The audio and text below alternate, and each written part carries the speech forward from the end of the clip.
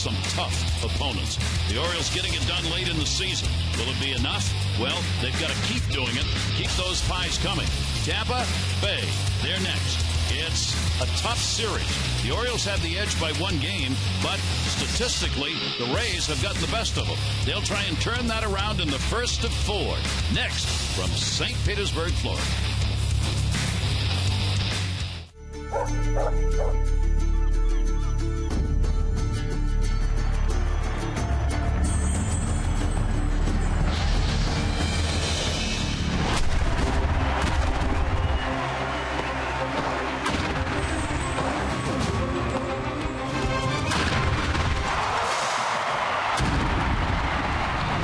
It's the Orioles on Massett, and they have left Birdland to the home of the Rays. Tampa Bay, the site, first of 4 games. And this is where the Orioles need to improve on that road record they put up this season. We'll see if they can do it against these Rays. Hi, everybody. I'm Gary Thorne. Welcome. Great to have you with us for the Orioles. Obviously, it's about winning virtually every ball game as they roll along, trying to get ahead of those clubs that are in front of them, battling for a wild card spot. In the course of a season, we have spent a lot of time talking about some truths in baseball in terms of numbers. These seem to be some of the eternal truths, and we thought we'd show you the percentages because we mention them so often. The percentage of time a team scores when the leadoff man gets on base, 50.5%. Big number. Percentage of time a team scores when the leadoff man in an inning gets on with a walk, 40%. The batting average with 2 strikes hasn't changed very much over the years. If you stay at 180 and below, you're pretty much at the average. With a 1-0 count, 270 for hitters. If the pitcher can get that first strike, that number drops down to 225. Of all the numbers in the game, Jim Palmer, that have stayed the same, those are pretty much the same. Yeah, and then the new one, and, I always thought it was like 48 to 49%. That was 30 years ago, so that number has stayed the same. Again, if you're a hitter, you want to hit on your terms till you get to 2 strikes. Why? Because you hit 176 if you do. Only the Tony Gwynn's of the world with 80 batting titles, I think, hit over 320 with 2 strikes because he was Tony Gwynn. And the other thing is 1-1. What happens on that 1-1 pitch? That's kind of the new number, Gary. If you put the ball in play, and you go behind the hitter 2-1, the numbers go up about 70 points. So, again, Chris Tillman, he knows what he has to do. This will be the 6th start for him against the Rays this year. And, of course, as you mentioned, it's not good enough winning series. The Orioles beat Kansas City in the series. They beat the Red Sox.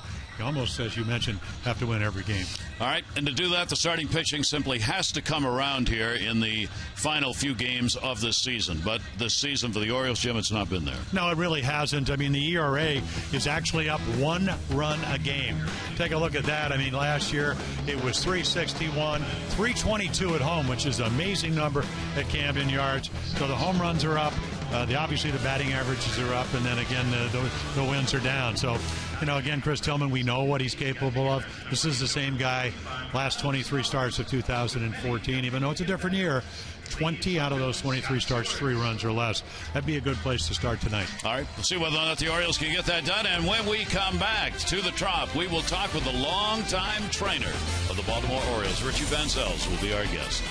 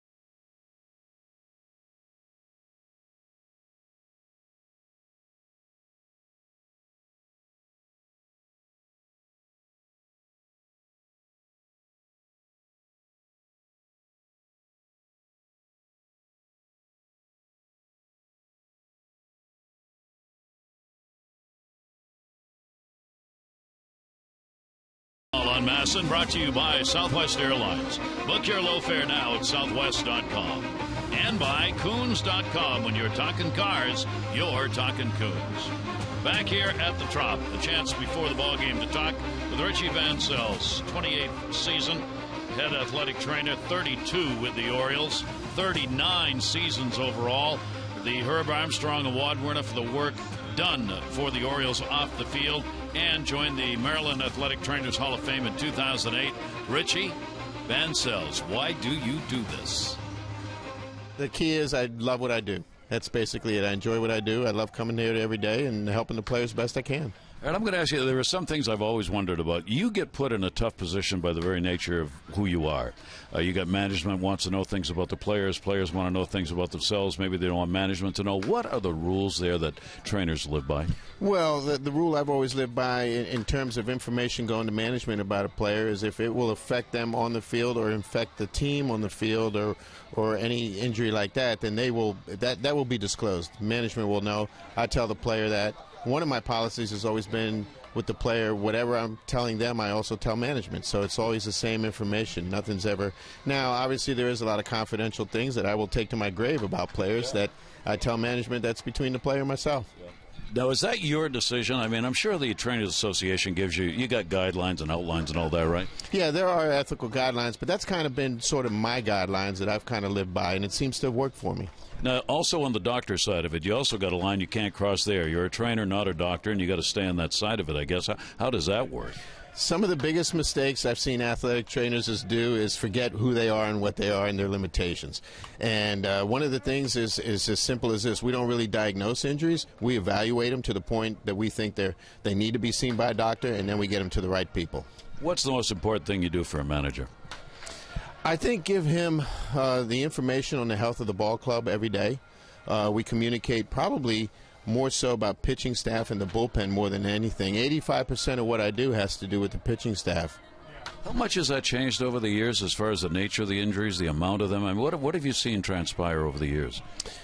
Well, you know what? It's funny because, Gary, sometimes people tell me, gosh, you seem busier now than you ever have been. And it really doesn't feel that way. It seems to me like it's always been the same.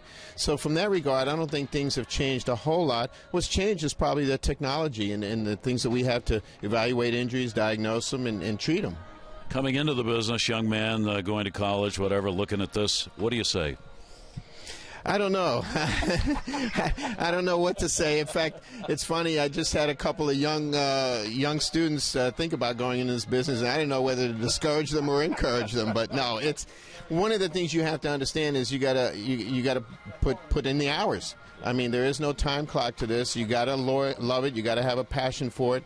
Put the hours into it. I've never watched the clock one day on this job. I've always just done the job and gone home after that. All right. I'll ask you a last question that takes you back to the beginning. Why a trainer for you? Because my curveball failed me in college. Didn't it all of us? Yeah, that's basically what happened. Probably took the same route as a lot of athletic trainers. I was an athlete. I was fortunate enough that I was a baseball player in high school and a little bit in college. Injured. And just got interested in how they did the therapy in that. Along with that, when I went to college, I'd always had an interest in anatomy and how the body worked in that. So it just kind of fell in place for me. Well, it's worked very well, and you do a hell of a job, and I thank you for taking time to join us. Well, thanks, Gary. It's been my pleasure. Thank you.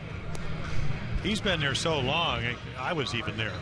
So that tells you how dedicated he's been. And, he's kind of like coaches, overworked, underpaid trainers. They get the players on the field, make sure that they can play at least hopefully at their peak performance. Can't think for him, but he can get them out there. He does a heck of a job.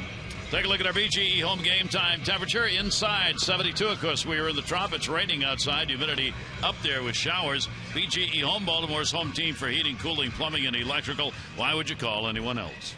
Take a look at the O's starting lineup brought to you by Southwest. Book your low fare now at southwest.com. Raimel Machado Davis, Jones, Wieters, and Scope. Pierce, Hardy, Alvarez. This month, Manny. Yet some more solid numbers.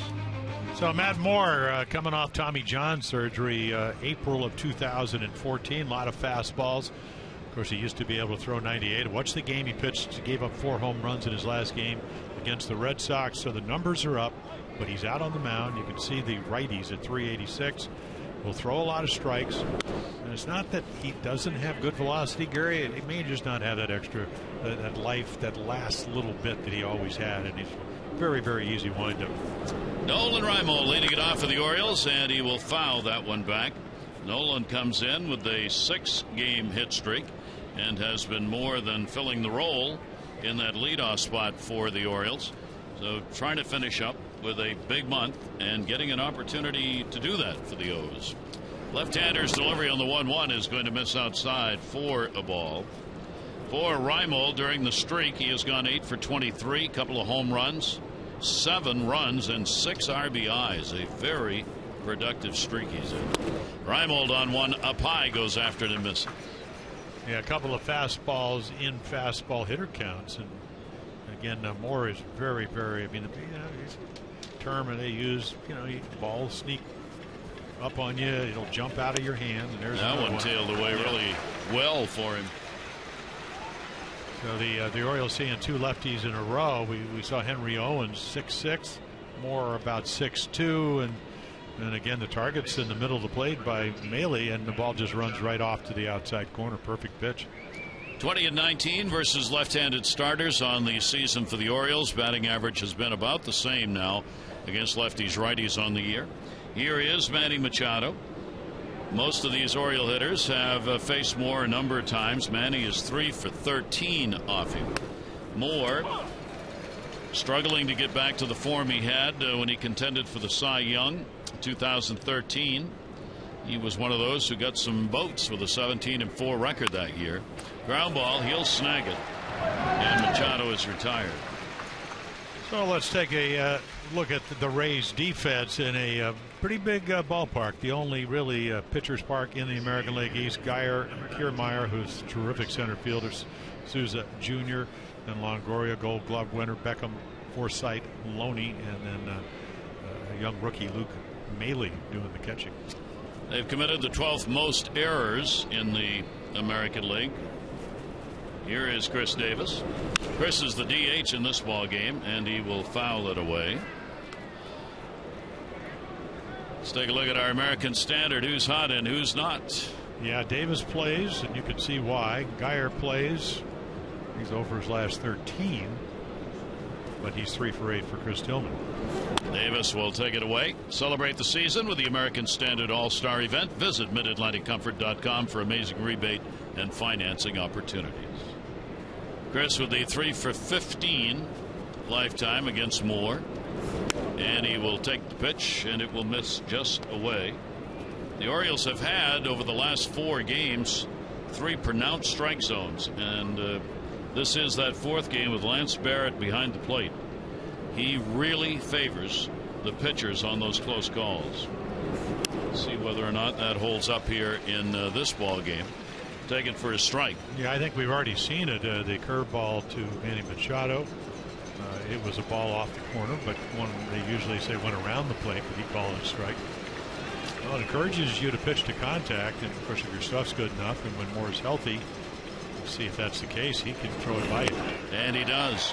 Well, Moore, one of the problems he's had, long innings, over 18 innings, 18.4 pitches per inning. Not in this one.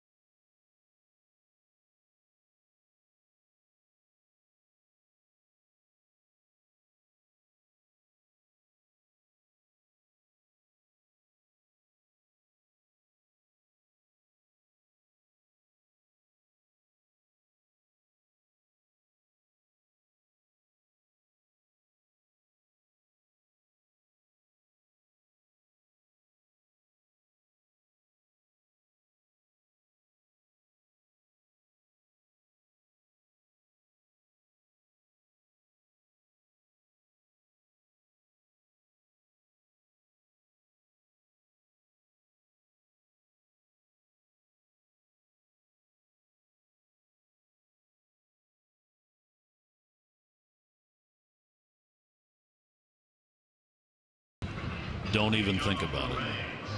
Let's take a look at the starting lineup for the Rays. Jaso, Geyer, Longoria, Forsythe, Lodi, and Souza. Beckham, Kiermaier. Maile will be behind the plate. Logan Forsythe's having a very good September. Yeah, he's having a great year, and Chris Tillman will try. As we mentioned, he's already faced him 5 times, 1 and 2, a couple of no decisions. So again, a lot of fastballs, curveball, a little bit of a slider. Probably threw the best slider against Kansas City that I've ever seen him throw, and then a changeup, which is very effective. So again, he started out 2 and 7, won 6 in a row, and then has been on one of those struggles. So again, awfully good last year on his way to 13 wins, 16 the year before. And his first delivery will be outside for a ball. Jaso in the leadoff spot. He is 5 for 22 against Chris Tillman. Obviously, just based on this year alone, when you've made that many starts, hitters have had some at bats against you, but Chris has had a lot of them over the years against this team. He is 5 and 9 lifetime against Tampa Bay. Here at the Trop, 2 wins, 3 losses. Good ERA, 2.72 in this ballpark. That will be under the feet of Jaso. Little rain coming down, you think, outside? That's live. Yeah, and that's not a waterfall. That's coming off the roof. Yeah. You can hear it coming off the roof. 3-0 pitch, and he'll go after it. So the green light. Wow. There's a lot of room over there by the dugout, but. Oh, nice try. Manny Machado, a short hop, said the home plate umpire. And is he all right? He's kind of playing over on the shift, Gary, so he had to come a long way. And again, one of the problems here, you can't ever take your eyes off a ball, so it's hard. It takes one look to see where Matt is, and then now he's coming to catch it. And Weeder's a lot closer, and it's actually in the glove and out of it, and then underneath his body. There's a lot of room here to go after foul balls outside of first and third in front of the dugouts. Yeah, ball doesn't carry. That's why it's really in the American East the only, the only pitcher's park. And they really pitch well here. Jaso DHing in the ball game, leading off, and will take the pitch away, and that's not the way Tillman wanted to start this ball game. Free pass. You know, what was that number we gave you in the opening? 40% of the time they score. Raimel, Jones, Alvarez, and Dario Alvarez with a fabulous arm. Machado, Hardy, they've won gold gloves, platinum gloves. Scope, Pierce, and then Matt Wieters with a couple of gold gloves behind the plate for the Orioles, but there is no defense for walks. So Brandon Geyer up with a runner on. Geyer's had a big year against the Orioles, hitting .389, but right now has not had a hit in his last 13 at bats. And he'll go after that one. Manny Machado gets it. That's going to be one. Scope the relay, and a big double play to wipe out the leadoff walk. Well, Gary, when you're 0 for 13, even though you're 3 for 8 lifetime off of Chris Tillman, you're a little anxious. So you finally throws a strike, and then here's the Oriole defense. Unparalleled turn the double play. Of course, we see him all the time. You know, Machado gets to it quickly. Scope is strong an arm or better, maybe Cano in that classification. But again, when you get it to him, even though Geyer runs well, it's a double play. So Evan Longoria will come up with the bases empty and 2 down. .348 hitter, 6 long balls off Tillman, and the pitch will be taken outside. He has faced Tillman more than any other hitter. 16 for 48, 6 homers, 4 doubles in those matchup against the Orioles starter. And a strike taken on the inside corner. So Tillman 1-1. Tillman's got a chance now, and despite the leadoff walk, to have a quick first inning. Longoria will take it away. Well, in the old days, he's moved over, talking about Chris Tillman, from the third base side of the rubber pretty much to the middle, and the velocity's gone up. But tonight, 86, 88, that's the way he used to start, and he used to be very effective. Down to third, Manny Machado's got it on the big hop. He will make the play, and both pitchers have good starts, facing only 3. First one completed in the first of 4 here in St. Pete.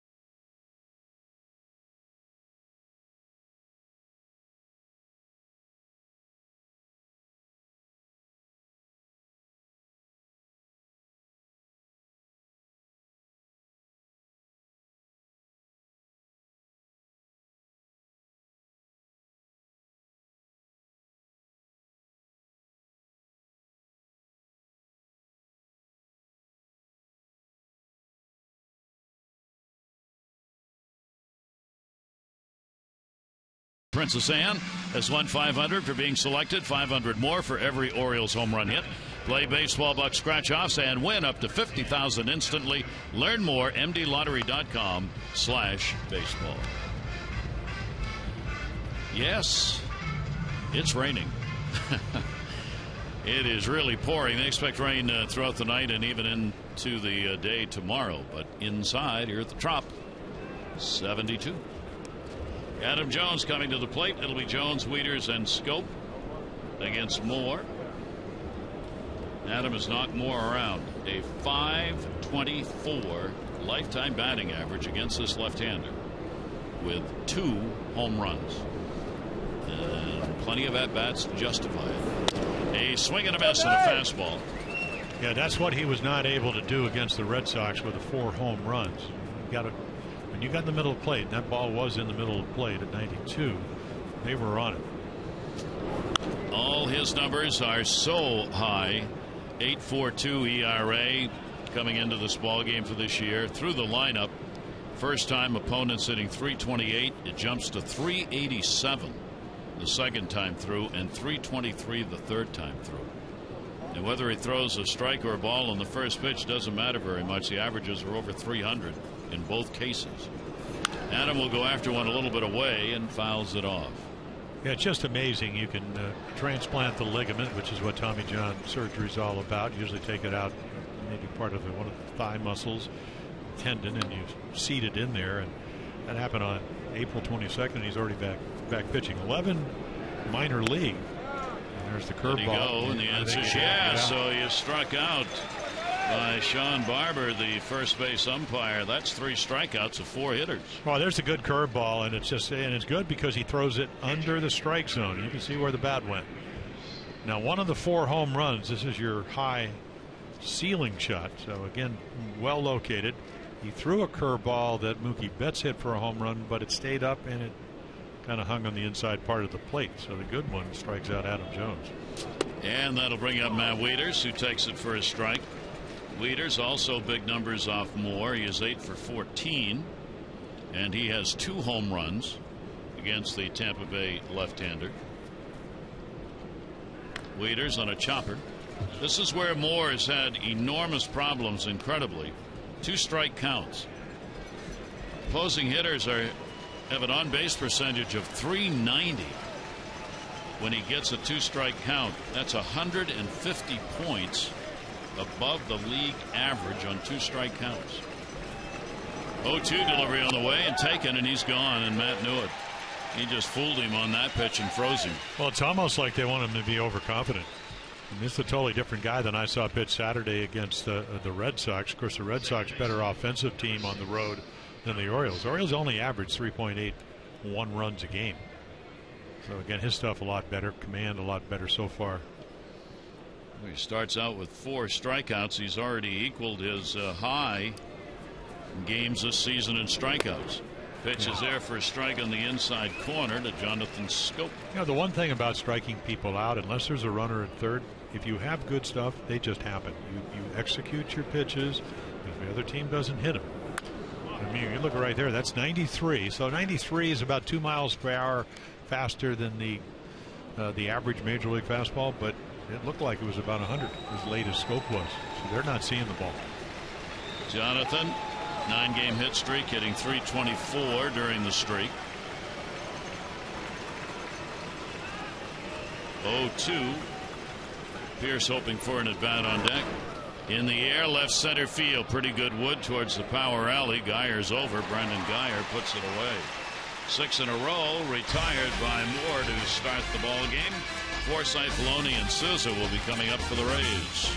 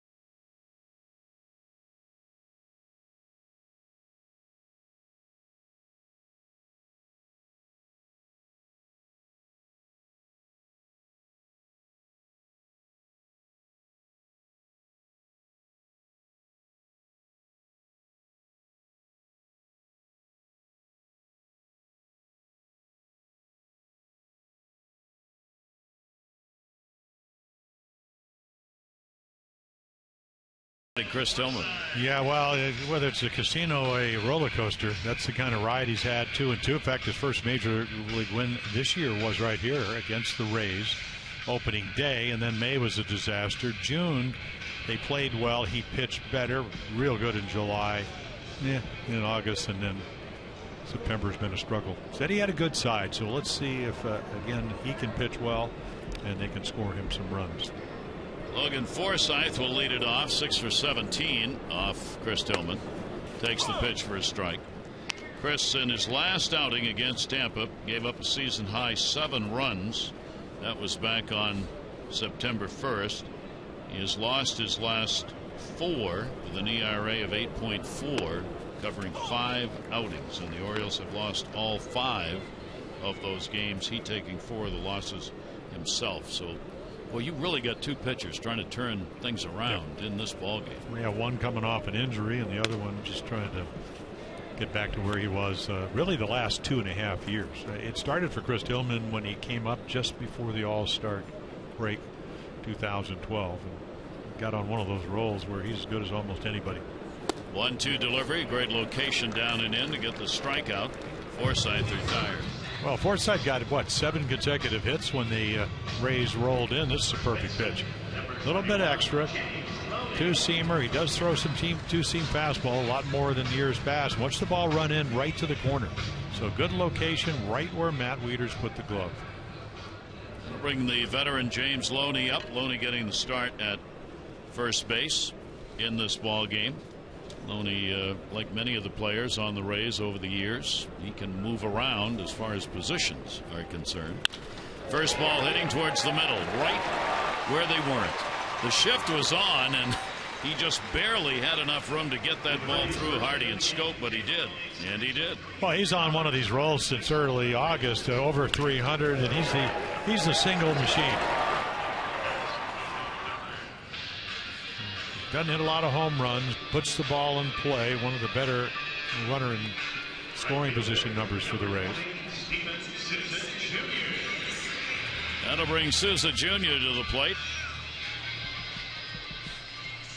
He's had a very low average against the Orioles this year, 159, but it's a productive one.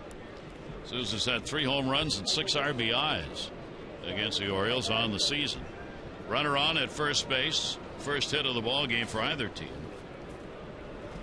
Short lead at first for Loney, and the pitch will be on the outside corner for a strike. Looking down to a third here to see whether or not going to play a little small ball early. This is a ball club that, as we said, they don't score many runs. They are last in the league in that department.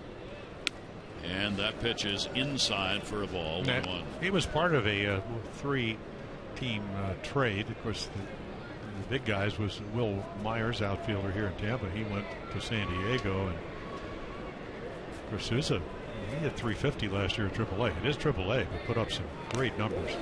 Got him on the foot or leg on the back side for Tillman. That'll be the 5th hit batter of the year. 2 on, 1 out. Might even be worse than that. I think he nailed him in the shin.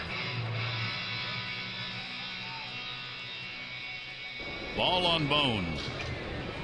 Wow.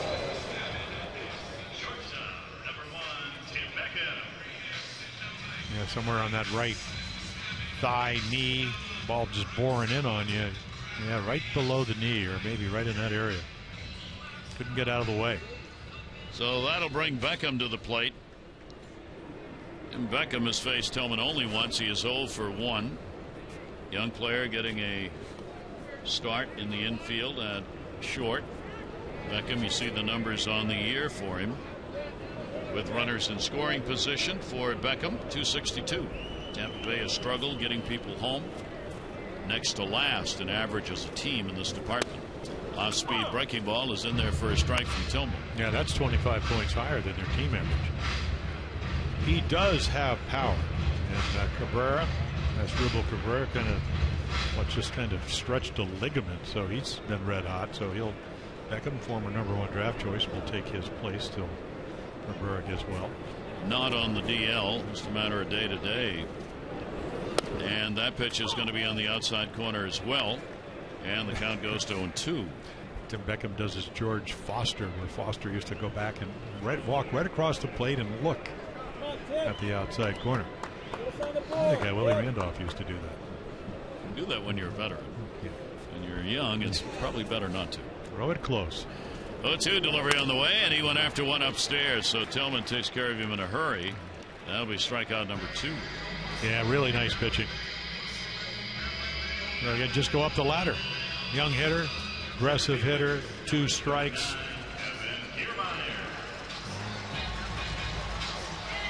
Kevin Kiermaier now against Tillman. Kiermaier just 2 for 14 off the Orioles starter. Runners at first and second. There are 2 down in the ball game for Kiermaier this year, getting runs home in these situations. 297, good solid number. Oriole defense pretty much straight away on him. Kiermaier will take the pitch up high for a ball. Lineup divided here, as Tillman's kind of a toss-up pitcher, lefty-righties. Certainly the right-handers better home run wise. 16 out of the 18 home runs hit have been hit by right-handers, and a bigger average by right-handers. 1-0 delivery, and that one's going to go to right field. It'll stay up though, and right to Alvarez, and that will do it. No runs on 1 hit, no errors. 2 are left on base. Bottom third of the order coming up for the O's.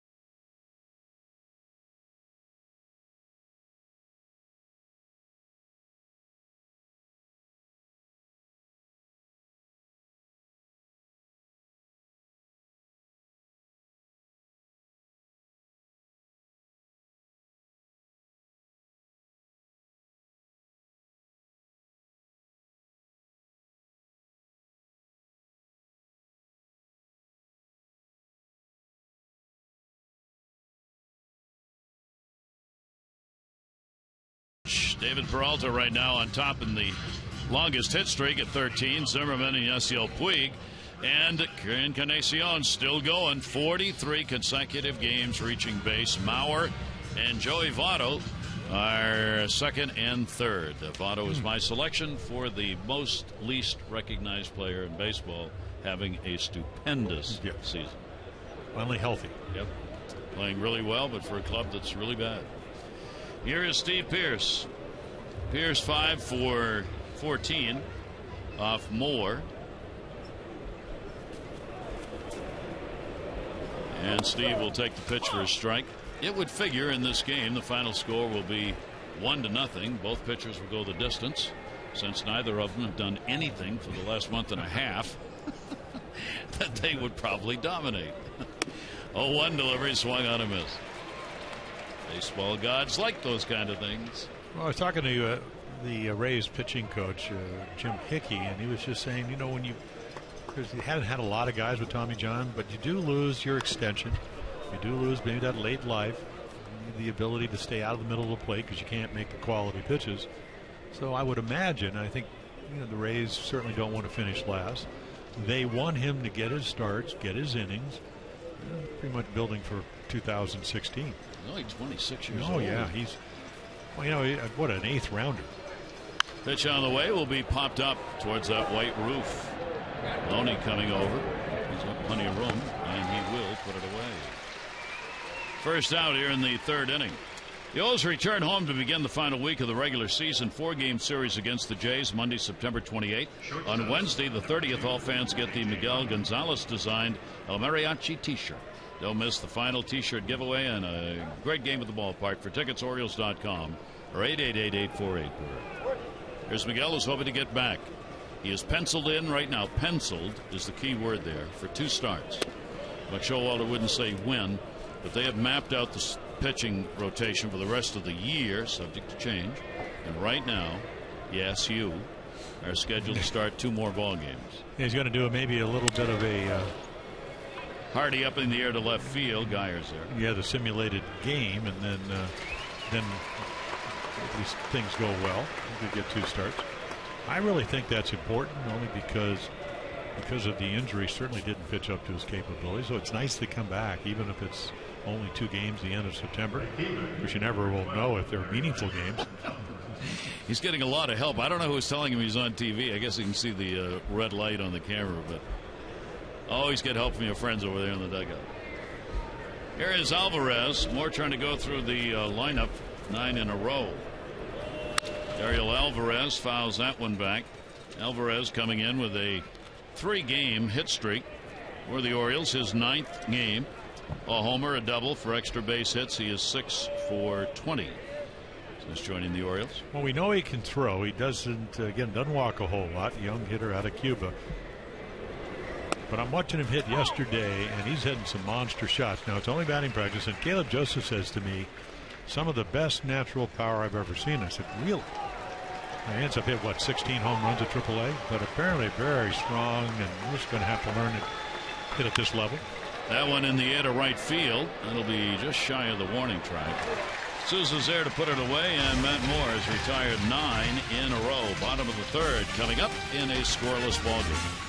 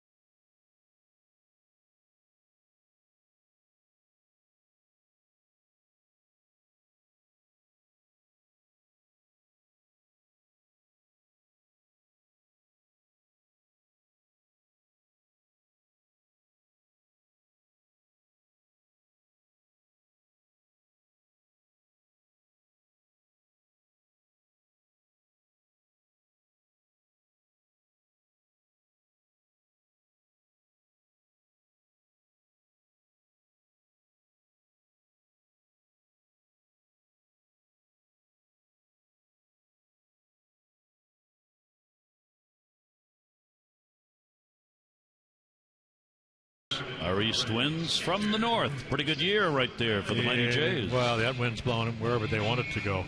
That's how good they've been. You know, they get David Price. We talked about he was 6-1. Well, he won last night, so he's 7-1 since they got him. And, Tulowitzki, maybe separated shoulder, so he may not be back. So again, they are on a roll. Great offense. 90 wins in their future. First time since '93. They've got Atlanta tonight, and then they'll be hosting Boston. And the pitch will be taken outside for a ball. Luke Maile is working behind the plate in the game, a non-roster invitee. Spring training wise, just his 4th pro season. 8th round selection in the 2012 draft. Comes out of Kentucky, where he lives now, where he was born rather. He lives in Massachusetts now in Worcester. And a swing and a miss on a pitch up high. So Tillman's given up 1 single, hit a batter, 1 walk. Got the help of the double play, eliminated the walk in the first inning. They're supposed to be the best defensive catcher in the Rays minor league. See right here now, can hit the hook. Well, when Chris Tillman gets it going, that curveball is such an important part. He added a changeup 2 years ago when he won 16. Gave him the third pitch. Naily with a 2-ball, 2-strike count, and he'll put that one up into the roof. Second base, Scope. And Jonathan's got it for the out. Well, as part of the Childhood Cancer Awareness Month, Orioles partnering with Maryland Governor Larry Hogan to raise funds to help out at the Leukemia Lymphomia Society and Ronald McDonald Home. The Orioles contributing $50,000 to the cause. They'd like you to join in too at Orioles.com/charity. And if you do so, you can take advantage of 50% off discount ticket prices for the upcoming Blue Jays series. Jaso, the leadoff batter, he drew a walk his first time up. Orioles go into the big shift against Jaso, the DH, and he tags it. Oh, way up in the air. Does it have legs? No, it hit something. It's stuck. It's gone. It did not come down. Goodbye, somewhere, home run. Well, yeah, they got all kinds of rules here. If it hits the higher ones, it's a double, and if it stays up there, if it hits the farther ones, and that was one of the farther rings, they're all lettered A, B, C, and D. And great watching Alvarez, who's still looking up, trying to figure out where the ball went. Better go get a helmet in case it comes down. Yeah. So Jaso gets one of the lost ball home runs here at the Trop. At some point in the game, we'll probably have 2 balls on the field, one being played and the one that will fall out of the roof. So off Tillman, that will be the 19th home run that he has surrendered, but only the 3rd home run hit by a left-hander against him this season. Jaso's, that's only 4 for him and 18 RBI. So now we know why he was hitting 3-0 the first time. Yikes. Leading off the game. Swing and a miss on a heater to Brandon Guyer. Yeah, Guyer's not going to be cheated. 0 for 13. Now make it 0 for 14. And Tillman's thrown 3 pitches and he swung at all 3 of them. Of course, they've all been strikes. 1 for a double play in the first. 0-2 is going to be down low. That's 2 nights in a row now, 2 games in a row. Greg Bird hit one into the catwalk in the ball game yesterday, and now Jaso does it here. He's still trying to figure out where it is too. So a couple of home runs in as many games lost in space. And a 2-ball, 2-strike count on Guyer, who hit into the double play his first time up. A 1-0 lead for the Rays on their second hit of the ball game. That one in the air to right. Alvarez can see this one and makes a nice catch right off the blades of carpet. He comes up with it for the second out. Brandon Guyer says, why me? I need a hit. Now I'm 0 for 15. And it's just a different ballpark. Imagine Dario Alvarez coming out of Cuba. You're playing in the minor leagues, and again, you can't take your eyes off it because you will never pick it up in the roof. But he's a good defensive player and gets to it, gets the leather under the ball for the second out here in the 3rd inning. That'll bring up Evan Longoria. Longoria grounded out his first time up. He's only had 1 hit in his last 17 at bats. So you've got some pretty extended droughts going here in the lineup. Pitch outside for a ball. Yeah, the one number that really jumped out is in their last 5 games, talking about the Rays, 2 for 30 with runners in scoring position. And if, I don't care who you are, you just don't score runs. That's really bad. Yeah, it really outside is. Corner strike. Their offense, the Rays are 11th in average, last in runs. They are 9th in home runs. On base percentage is 8th, 10th in walks. Chopped that one off himself in the batter's box for a foul ball. Yeah, that's why you better hit home runs. If you're going to go 2 for 30, you got to do what Jaso did. It's a bigger racer when you're not hitting in the clutch. And as you mentioned, 237 on the year. Yeah, they are not an offensive team. This team, as has been the case most of their existence, wins on pitching.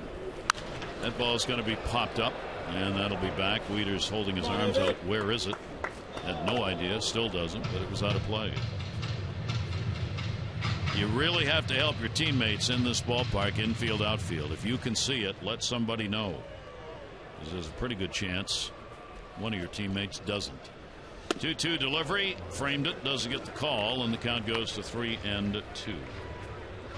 Yeah, Evan Longoria was talking about the umpiring in the sense he said all the players are having a meeting with Joe Torre, and he was just saying that sometimes the umpires are very regimented now because they get graded.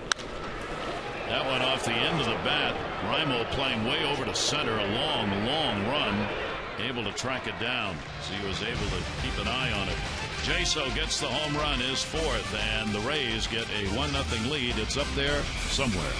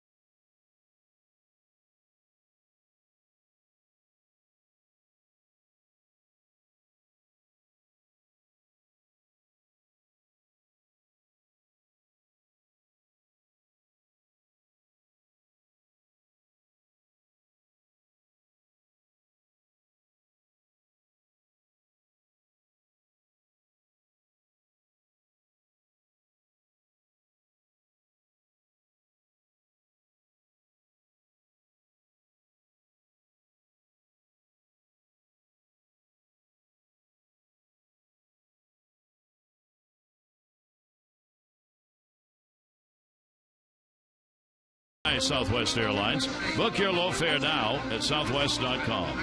By Chesapeake Employers Insurance, Maryland's workers' compensation specialists. And by your local Mazda dealers. Have you ever swum with a stingray? It's great fun. Not the stingray, but the rays. You can actually go in pools with them at different places and swim with them. Well, we had the late Jim Harden was one of my fellow teammates, pitcher. He actually, in spring training, he was a fisherman, stepped on one. That's not good. No, it was not good. Jellyfish and stingrays are not good to step on and bother. Here is Nolan Reimold. 1-0 lead, 1-2-0 for the Rays. Zeros across for the Orioles, and Reimold up for the second time a strikeout victim. His first time up. Yeah, it really looks like Matt a lot more life in the arm. Some of the balls you think are low have good carry to them, and again mixing up his pitch. That's a change up, and very much like Henry Owens with the Red Sox. Used the curve ball, hasn't thrown it a lot. That's the 22% you just saw. And that one down the line's a fair ball. It'll roll around in the corner, and it will be a double. So Nolan Reimold scoots that one by Longoria, and the Orioles have their first hit. Yeah, he's really not that far off the line, but I think, and Kevin Cash is going to come out, and this ball, it appeared it goes either right over the bag, maybe just a little cutter, and there's Longo. He's not that far, and I think the ball hit the chalk. So I think it's going to come out and discuss it, but it appeared when we saw it, at least when I saw it the second time, that it actually hit the chalk line. Reimold waiting down at second base. And C.B. Buckner standing right there. Obviously he hasn't and the other asked thing, for a conference or anything here. And the other side of it is it doesn't really have to hit the chalk as long as it goes over the bag. Yep. So, but it appeared that if it hit the chalk, it had to go over the bag.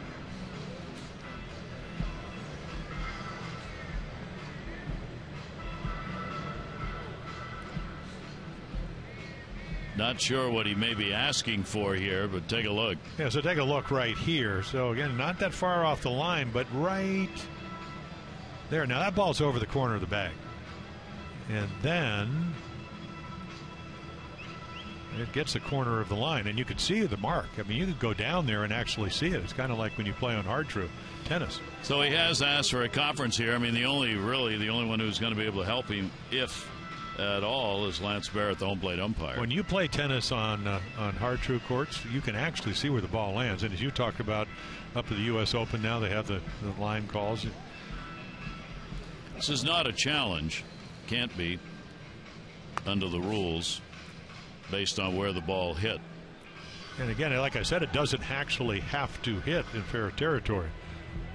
So it'll stay as it is. So Nolan Reimold picks up a leadoff double for the Orioles here in the 4th inning. And right away, Orioles get the potential tying run on at second base on their first hit of the ball game, and Nolan's got a 7-game hit streak going. And that will bring up Manny Machado. Well, Machado's done a great job all year in this department, getting him home. See if he can do it here, hitting .299, runners in scoring position. Good stop made on the pitch down low. And we'll see how he plays it. There's the .299. That's the highest of any of the Oriole hitters in the lineup. Caleb Joseph with a better number, not as many at bats. Holding tight at second, Forsythe holding the runner, Reimold. And a check swing, they want to go down, did not go around on it, on a pitch that was inside for Moore. So Moore, after retiring 9 in a row, second time around, Reimold picks up the base hit off him. And the Orioles will try and get some offense going after Jaso delivered the home run in the lead to the Rays. And that one is going to miss inside. So for the first time has to pitch from the stretch. Of course, as you mentioned, comes in with a very high ERA at 8.42, so he's been doing that, but first time tonight. A big average with runners in scoring position, 333 against Moore. That ball will be fouled away, so another 3-0 count. Each side has had a hitter go after a 3-0 pitch. Manny Machado, the chance right there. Yeah, a lot of managers won't allow hitters to do that, but you have to trust the way Manny can hit, his judgment. 3 ball, 1 strike count on him, outfield deep.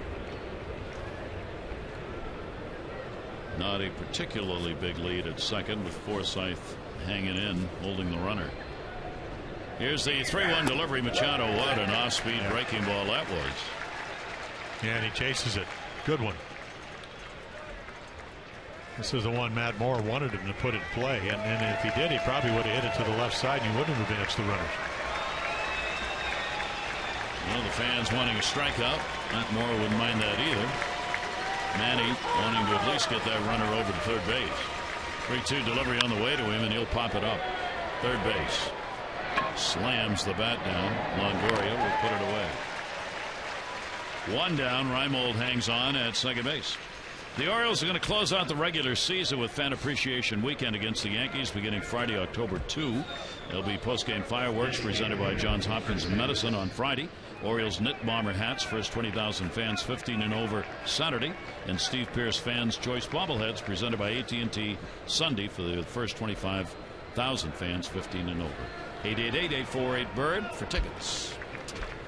Some Oriole fans here in St. Pete today. Here's Chris Davis, strikeout victim, his first time up. Davis will foul that one back.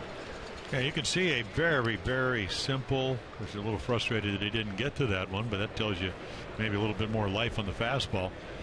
But again, just a very, very simple, easy, smooth swing against lefties. Let's see if he gets as good a pitch to hit again. It's a number. Look at that, 293. Way up from last year for Chris against lefties. That'll be inside. Chris, of course, still on top, as he and Cruz are tied for the home run lead in the American League. He remains second in RBIs here in this ballpark for Chris Davis. It's been a pretty good yard for him to hit in. He's got 21 career home runs against the Rays, and we'll take that pitch at 79 and a 2-ball 1-strike count. There is Reimold, the potential tying run. See how Moore wants to work here, whether he's willing to try and get Davis with a base open. Well, you talked about those glowing numbers that Adam Jones has, so trying to make your pitch, and if you miss, so velocity again. What about 15 and a half months off of Tommy John surgery hasn't been the problem. He got the 94, and he's always been one of these guys who could get to the upper 90s and never seemed to overthrow. Special arm. 3 ball, 1 strike count. Reimold off second base, and Davis will foul that one back. The big upside for Moore, despite the big numbers he has put up lately trying to come back off Tommy John, one is the fact he's got velocity, and he can regain command in all likelihood. So there's a real upside for the future at only 26 years old. Well, he came up really at the end of 2010 when they're going to the postseason, and he pitched some big games for him, and then the next year 11-11, and then what you talked about went 17-4 in 2013. 3-2 delivery on the way, and he stays alive fighting it off. And each of those years it would be just about a strikeout per inning, and he wouldn't pitch at 97, 98, but he could get there. He's 15-11 here at the Trop, his home field. Reimold on at second base with a leadoff double, and Davis trying to get him home. Chris with a 3 for 16 off this left-hander. 3-2 delivery again, ground ball to first, big hop. Loney will make the underhand toss. Moore gets there. Reimold moves up to third, but there are 2 down. Time for you to tweet your strongest fan photo. Use O's Couch Cam, and you just might see yourself in an upcoming broadcast brought to you by T-Mobile. Yeah, now, of course, Maley's going to go out. We talked about defensive specialists. Who do you want to pitch to? And he's going to also give him time because he went over and covered. So Adam Jones with a big 524 average against Moore coming in. Or Wieters, who's 8 for 14. Pick your poison. Well, that's the problem. If you pitch around Adam and make a mistake to Matt Wieters, then all of a sudden 1-0 could get a lot worse. So with a runner at third base,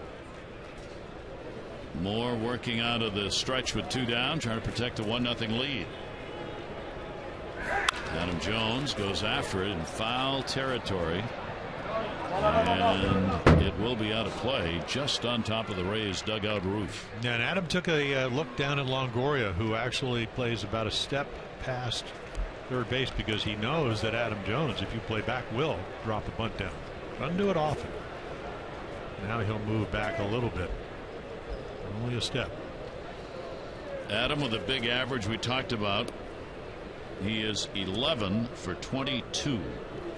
That gets you to that 500 mark against Moore, including the strikeout in the ballgame. 0-1 count, 2 down, runner off third base. Jones in the air, center field, got a lot of it. Kiermaier will have room and will make the catch. Some 400 feet away, and these fly balls, a couple of them, we've seen them just die here at the Trop. 1-0 Rays.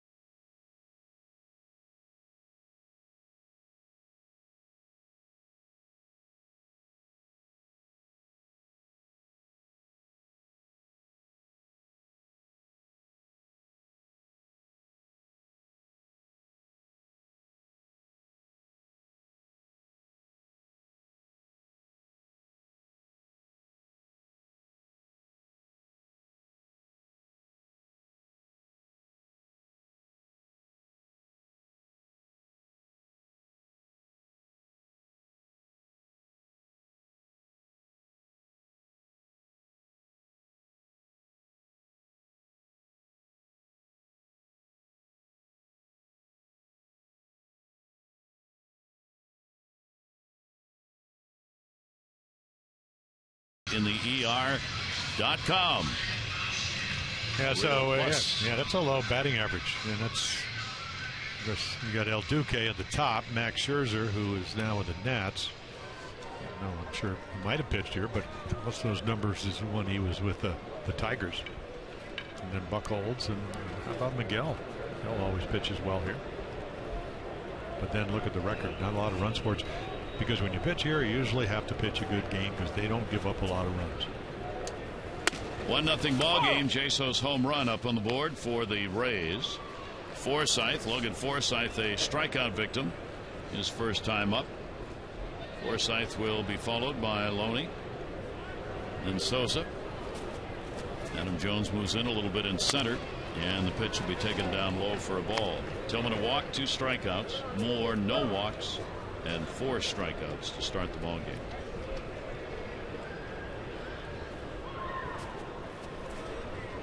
One delivery on the way, outside for a ball from Chris. These two teams have played extra games here, of course, because of the problems in Baltimore when they were supposed to play Tampa Bay there. They came down here. So this is the most regular season games 2 clubs have played at one venue since the Pirates and the New York Giants played at the Polo Grounds in 1955. 13 games. And these 2 ball clubs doing that, they will have played 13 here this year. And ball to center field. Jones. Forsythe out of there, 1 down. Not receiving MASN mobile alerts due to new regulations. Some Orioles fans have stopped receiving mobile text alerts from MASN. To rejoin and receive in-game updates, team news, and exclusive prizes, just text the word Orioles to 29292.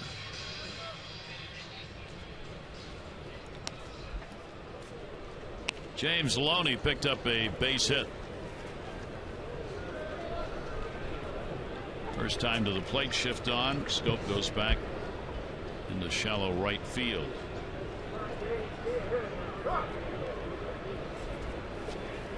Tillman with a quick windup goes the other way. Base hit into left center. That's what he does. 2 for 2. 299, 290, and that average going up. A couple hits tonight, he'll be up over to be at 280. Remember when he came over, I remember him being a Dodger. He drove in a lot of runs. They didn't hit enough home runs. And when Joe Madden, who is now with the Cubs, was the manager, got him, he said, listen, he's a good defensive player. He gets on, and he can pick it over at first. Now, again, as a big guy, a lot of times you just pencil those guys in to hit your home runs, but he's not one of those guys. Steven Souza Jr. will stand in. He has been hit by a pitch in the only at bat. Hit number 3 for the Rays. Runner on, 1 down here in the 4th inning, and kind of the ball game you would expect so far here in this ballpark, with Matt Moore and Tillman both off to good starts. 1-0 count. That'll be outside for a ball in the dirt, snagged by Wieters. 49 pitches now for Tillman. Yeah, Souza with the fractured left hand, and he spent a little bit more than a month on the disabled list. Getting to play in the major leagues for the first time, really the second time. Did play briefly with the Nats last year. Souza waiting on it, and he got around on it and will foul it off. Well, it's great power, and right there, that's a good pitch. He turns on it. Only place he could hit it without going to get a new bat. His 15 home runs are tied for 3rd among the rookies, even with the time off that Jim mentioned because of injuries. Trailing Carlos Correa's got 18, and Miguel Sano, who's got 16. The outstanding Minnesota third baseman. 2 ball, 1 strike count. Souza waiting on it, fouls that one right straight back. Well, he could steal. I was talking to some of the people, and they said sometimes the only thing I've seen when you watch games, he for a young hitter guesses a lot with 2 strikes, and that can get you in trouble. Usually you just kind of scuffle and look for the fastball and adjust off it. He'll take a lot of 3rd strikes. 2-2 delivery on the way, breaking ball that'll be outside. Scout was taking a look at Susan, saying, does he always take pitches right down the middle for strike 3? He was asking some of the folks who've seen more of Souza than we have. The answer seemed to be yes. 3-ball, 2-strike count. Runner off first base going. Pitch outside. Wieder's throw unnecessary. That was a walk. Yeah, that ball easily could have got into center field. Not what Chris Tillman wanted to do. So now there are 2 on. That is the second walk surrendered by Tillman. The Orioles are proud to support the 15 Ride to Conquer Cancer 2-day 150-mile cycling event. Funds raised, support Vita Cancer research, and you can be part of it. The ride takes place Saturday and Sunday and will start and finish at RFK Stadium. So get information and register at ridetoVictory.org. Here is Beckham, a strikeout victim, his first time up. First and second, one away. Double play depth for the Orioles, and that'll be fouled down the line. So Beckham, chance for RBI here, and this we talked about earlier. This is where they have not produced. They are 0 for 2 with runners in scoring position in this ball game. They have failed to get a hit in each of their last 4 losses with a runner in scoring position. 0-1 count, 1 out. Beckham will take it, and it's down low, 1-1. Yeah, I just look at the glove, and then I look at where we're talking about Matt Wieder's target, and then where Chris Tillman throws it, and sometimes not in good sync tonight. The velocity has vacillated. We've seen him throw 92, 93, 94 in recent weeks, even though that hasn't been real successful. But needs to make a good pitch here. 1-1 delivered to Beckham and got him to go after one away. And he did. 1 and 2. Pretty good heat. He had good movement, good location. Blown away works. Beckham playing in his 72nd game. A lot of time in the infield, and as we said, at short tonight. He said only 188 in limited at bats against the Orioles in his career. 1 and 2. And Beckham 9 irons at foul. Yeah, good curveball. Surprised he could even hit it. Yeah, number 1 draft choice 2008. Had defensive problems coming through the minor leagues. Knee surgery last year, ligament tear. And now in the big leagues. And a chance to take advantage of an opportunity to play is what he's got. He had only 5 major league games prior to this season. 1 ball, 2 strikes. Tillman's delivery to Beckham right there. And Beckham is gone. 3rd strikeout, and 2 of those have been against Beckham. Yeah, it's almost when the ball went by, he said, oh, wait a minute. I think Lance Barrett, he's got a big strike zone because he thought this ball was low. But it's around the knees. This would be a good angle right here. And this year, even though the hitters don't like it, more low pitches. I mean, just what, an inch or 2 below the knees, getting called more than ever. That was one of them. So now Tillman with 2 down, chance to get out of the inning. Kiermaier flat out to right field his first time up. Yeah, got a change up and hit it right at Alvarez. Good strike at the knees again. Pretty good lead at second. Loney. Souza on at first base. It's the batter that Tillman wants right here and get out of the inning. Well, he can hit some doubles, 22 of them, and then he can run 13 triples. And he gets one to center. Jones makes a great catch. Adam Jones saves 2 runs and ends the inning as Tillman gets the benefit of the Gold Glove in center field. And Kiermaier for the second time hits a ball hard. And another Oriole, Alvarez the first time. Jones this time denies him a big hit. 2 are left on. It remains a 1-0 ball game.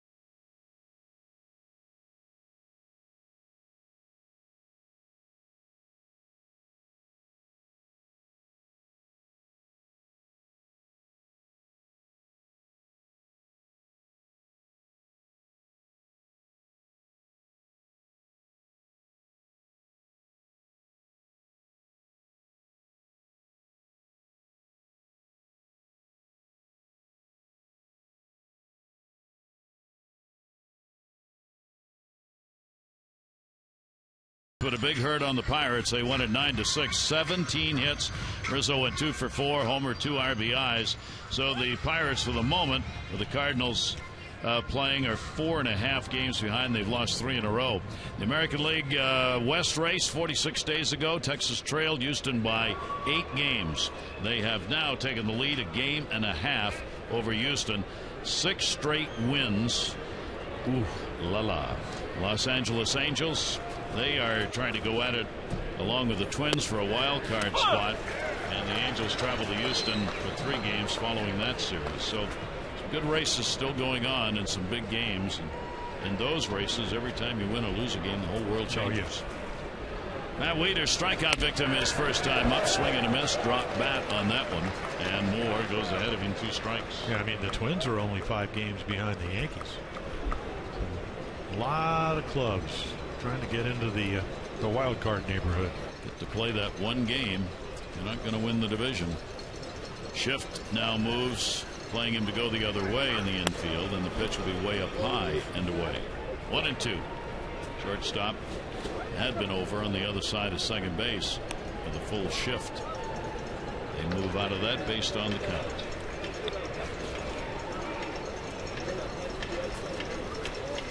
And the 1-2 delivery on the way. Breaking ball. It's foul back.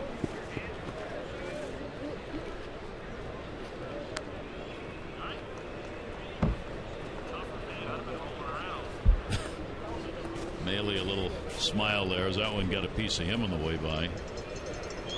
Oh, arm. A lot of times with nobody on, you'll try to get it behind the shin. Protect.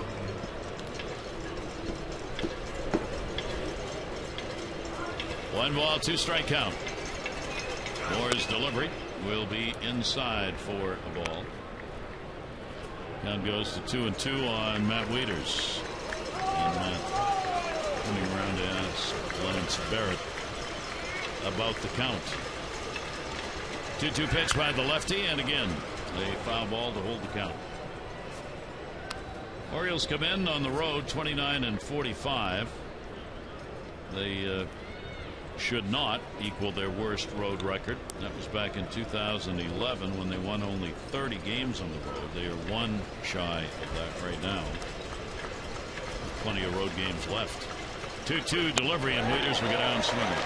Yeah, I'd tell you what, he doesn't look like he's swinging well. I don't know if the wrist still bother him, the one he fell on the other night, but check this swing out. Now, it's a pretty good fastball, but it's 92, and it just does not look like the Matt Wieters, especially from the right side. You could see him grimace as he rolled the wrist. 5 strikeouts. And the first pitch fouled away. Jonathan Scope flied out to left field his first time up.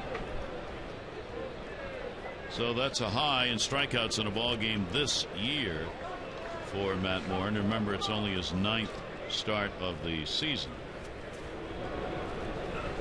But he'll take it any way it comes here as he tries to get himself back into the rotation and back into shape for a full year next year.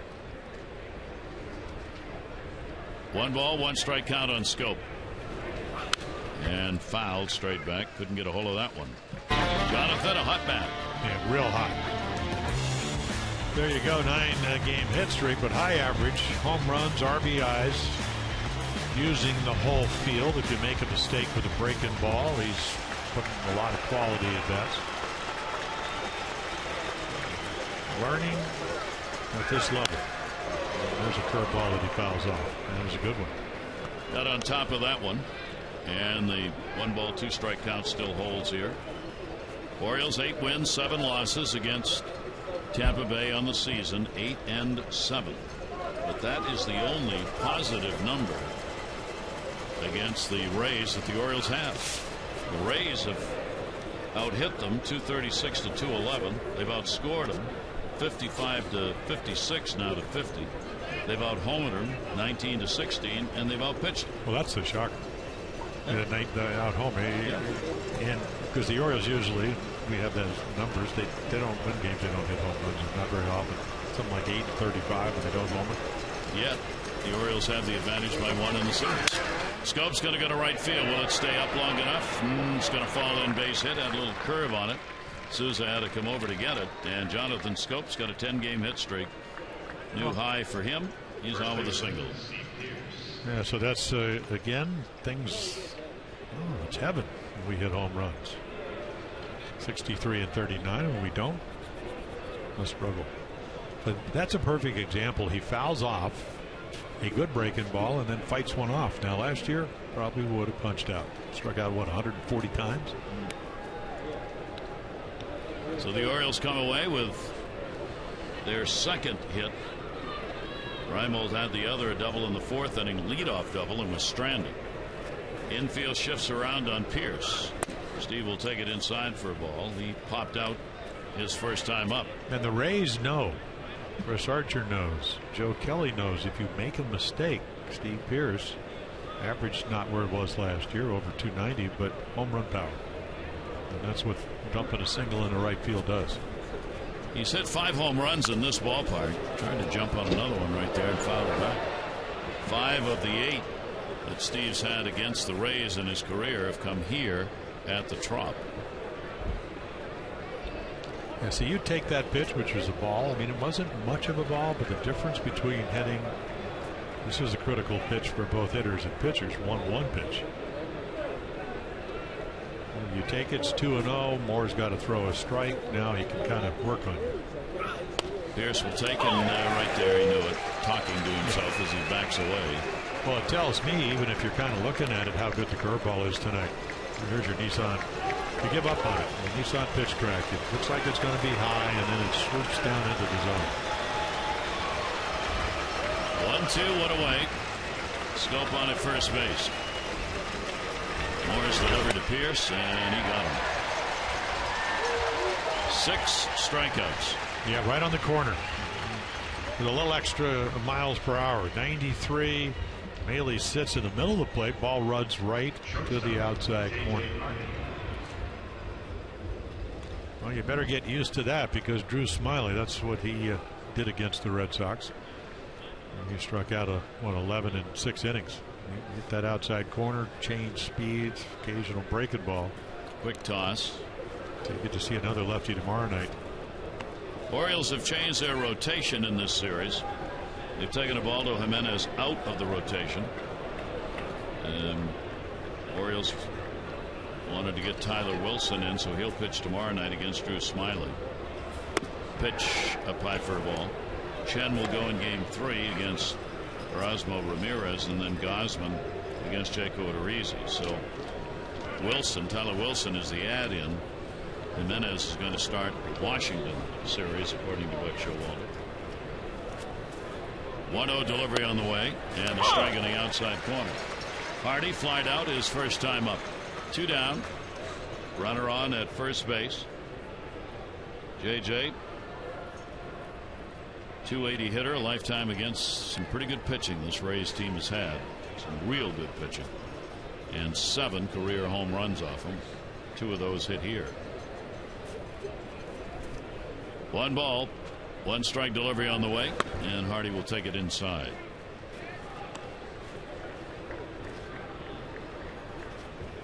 Tampa Bay has played in more games decided by 2 or fewer runs than any other team in the majors. 82. Yeah, I thought it was only 55, but they have 51 run games. Yeah. And on the inside corner for a strike. I'll tell you, talk about having to pitch tough. 82 games where your final score is a 1 or 2 run difference. But I really think that doesn't make it easier to win. But that's a mindset for this whole franchise. I mean, if you're going to pitch on this ball club, you're going to have to be able to pitch under duress, close games. That's what they do. 2-2 delivery on the way to Hardy inside. So Jonathan Scope will be moving over there at first base. Loney had backed off on the last pitch. Now with a 3-ball 2-strike count, he'll stay behind him. Yeah, JJ's last home run was July 29th. Pitch on the way to Hardy, in the air to right field. Souza was playing fairly shallow, and will put it away. Today we remember a great friend and partner in this business, Milo Hamilton, 88 years old, passed away today. 60 years of broadcasting with the Astros for 27 years. A good friend, recognized by the Hall of Fame. We'll miss you.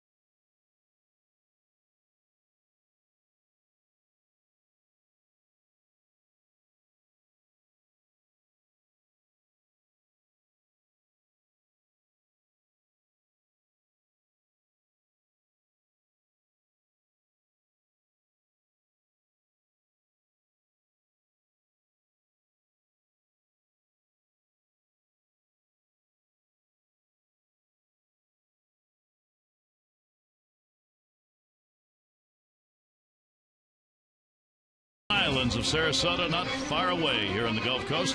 Go beyond the stadium to Siesta Beach, named winner of the 2015 TripAdvisor Traveler's Choice Awards for beaches. You can get information, make plans at visitsarasota.org.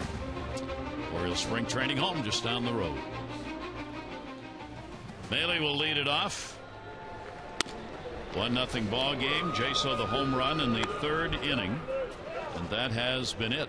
1-3-0 for the Rays, 0-2-0 for the Orioles. Maley popped out his first time up. Jaso top of the order, and then Brandon Guyer. And that pitch will be in the outside corner. Yeah, Maley, a 205 hitter down at AAA Durham, in a defensive stalwart, as you can see. Calling a shutout tonight so far. That'll be up high. Weeder's going up to get it. Sixth start for Tillman against this Rays team this season, including the opening game in which he won, giving up only a run on 4 hits in that ball game. 2-1 1-strike delivery on the way, and the ball tagged to center field. Jones turns around, back to the plate, finds it, and catches it. A couple of plays in a row for the Orioles center fielder. Well, your favorite Orioles are back with their favorite dogs and cats in the 16 Orioles Pet Calendar. Proceeds from the 16-month calendar benefit Barks, Baltimore Animal Rescue and Care Shelter. Calendars are available at Oriole Park or at the official Orioles team store in York, PA, or you can order one at Orioles.com/petcalendar. Order a dog? Nope, nor a player, actually. But you might get the calendar. Well, you're a dog type of guy, aren't you? Oh, absolutely. Oh, yeah. Used to be cats. Used to be cats. It's dogs. Still like cats. Is it dogs or a dog? Dog. Too bad. No, it's He's not going to be lonely. She. Bella is going to be lonely. Bella will not be lonely. There'll be many people around throwing little rubber balls and bones and blankets. And for you or the dog? Not for me. Dog's on its own. Here is Jaso, and a swing and a miss. Yeah, good change up there. Tony La Russa would be proud. The California animal shelters were very active, helping us find a puppy. 2-1 pitch on the way, and that'll be foul back, and a 2-ball 2-strike count. Jaso, the home run, is 4th of the year, and also drew a walk taken out on a double play in the first inning. He's a ideal leadoff hitter. I mean, he's not going to steal bases like Ricky Henderson, but high average. Will take a walk if you'll if you'll walk him. Knows what he wants to hit. Concussion last year, so he really doesn't catch, but came up through Tampa Bay as a catcher. 29th game in which he's hit leadoff, and he's hitting .320 in that spot.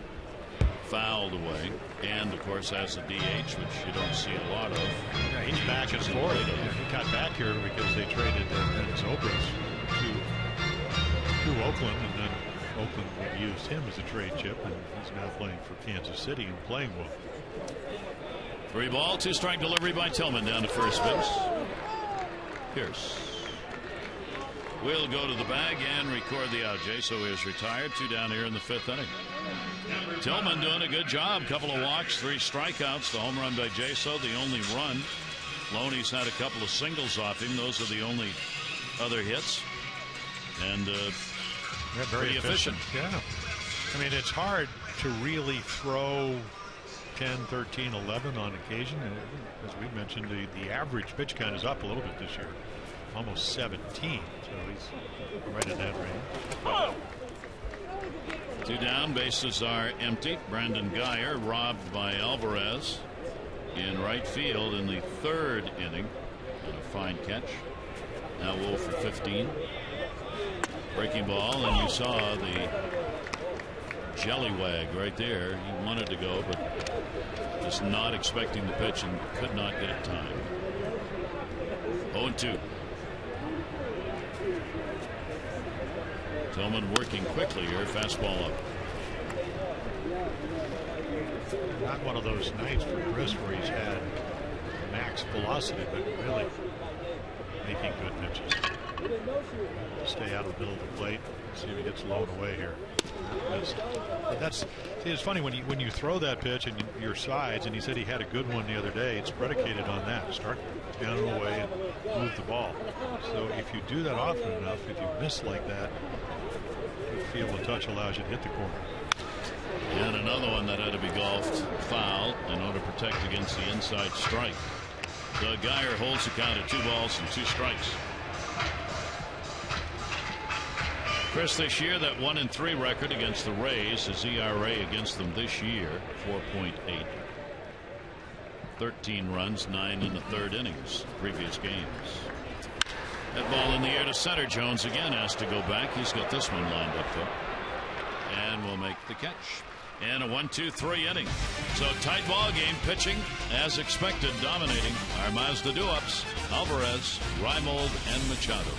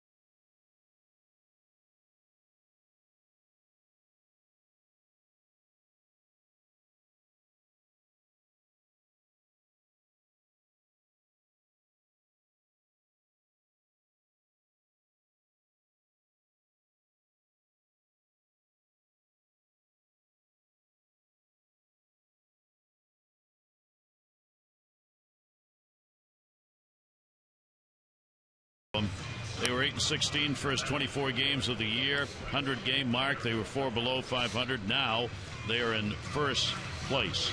Joey Votto, look at the numbers he has put up since the All-Star break. He is 7th in the league in average, 7th in home runs with Cincinnati.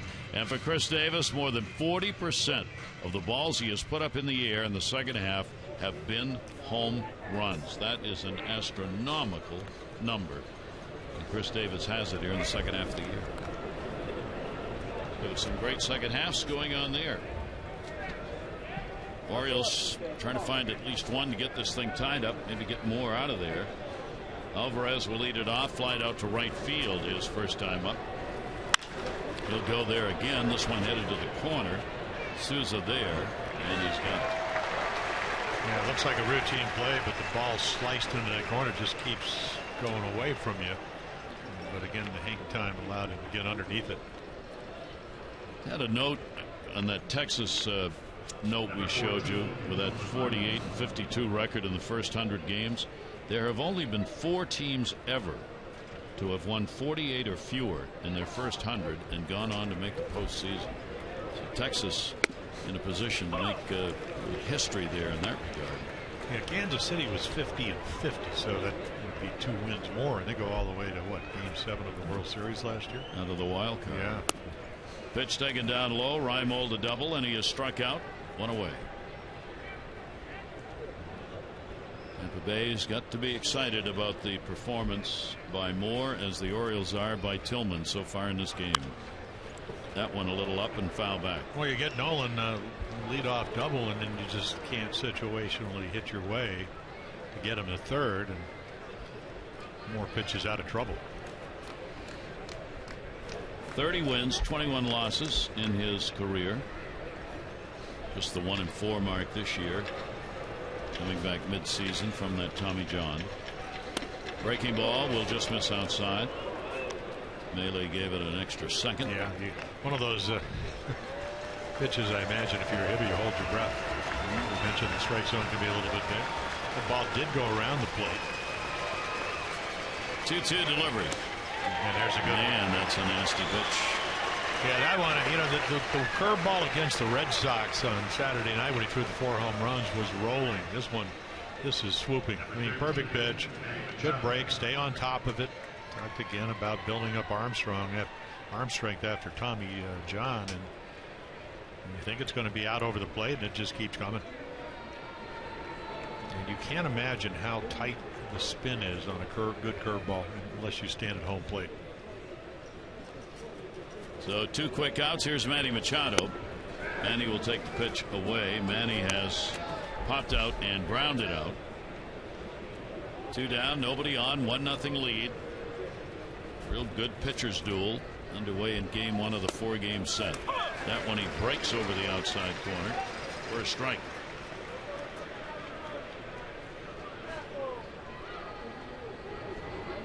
He's had as many as 11 strikeouts in a game in his career. He's got 7 in this one, which is a new high for this season. And the fans want another one.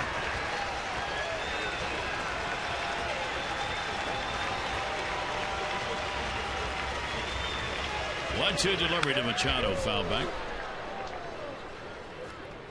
Yeah, you look at Luke Maile, a lot of the signs, even on fastballs, are not exactly on the corner. It's almost like Matt Moore has so much late life, something that he has lacked. Or maybe his pitching coach talking about it. But tonight, that's not the case. 1-2 again, bounced it out front. Maile diving out to stop it. Yeah, and this is kind of important because what if you get a hitter to swing and the ball goes to the backstop? So watch him just go out. Again, best defensive catcher in their organization, and that ball even almost looked like it hit a divot and made a left turn. So it's just anticipating it, and you know there's going to be top spin because of the curveball, the tight spin. Here comes another one. Ground ball towards short. Beckham, and a 1-2-3 inning. Well, these pitchers continue to duel it out as the home run by Jason in the third, still the only one up.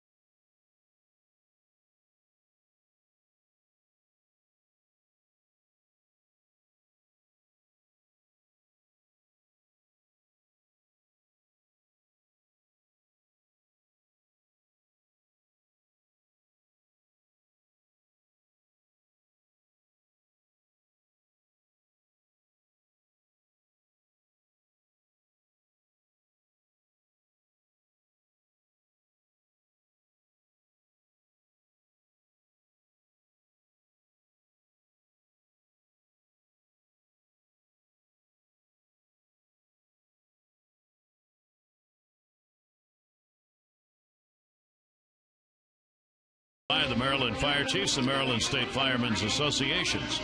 Email mdfirevolunteer@gmail.com to volunteer with your local fire, rescue, and EMS. And by your local Mercedes dealership. Gary Thorne and Jim Palmer here at the Trop.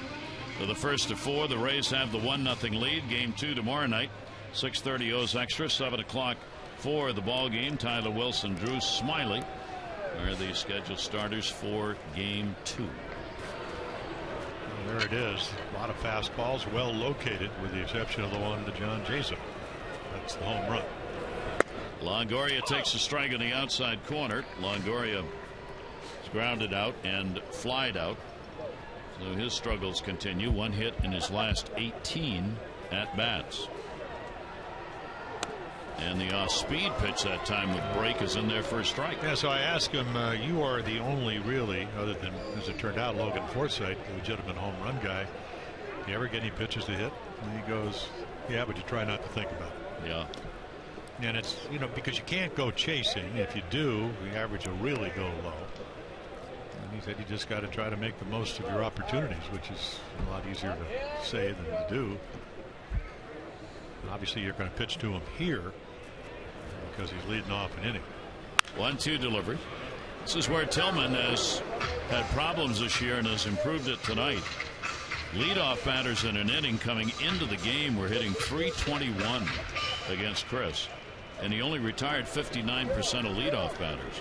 Now tonight, the only leadoff batter on was Jaso with a walk in the first inning.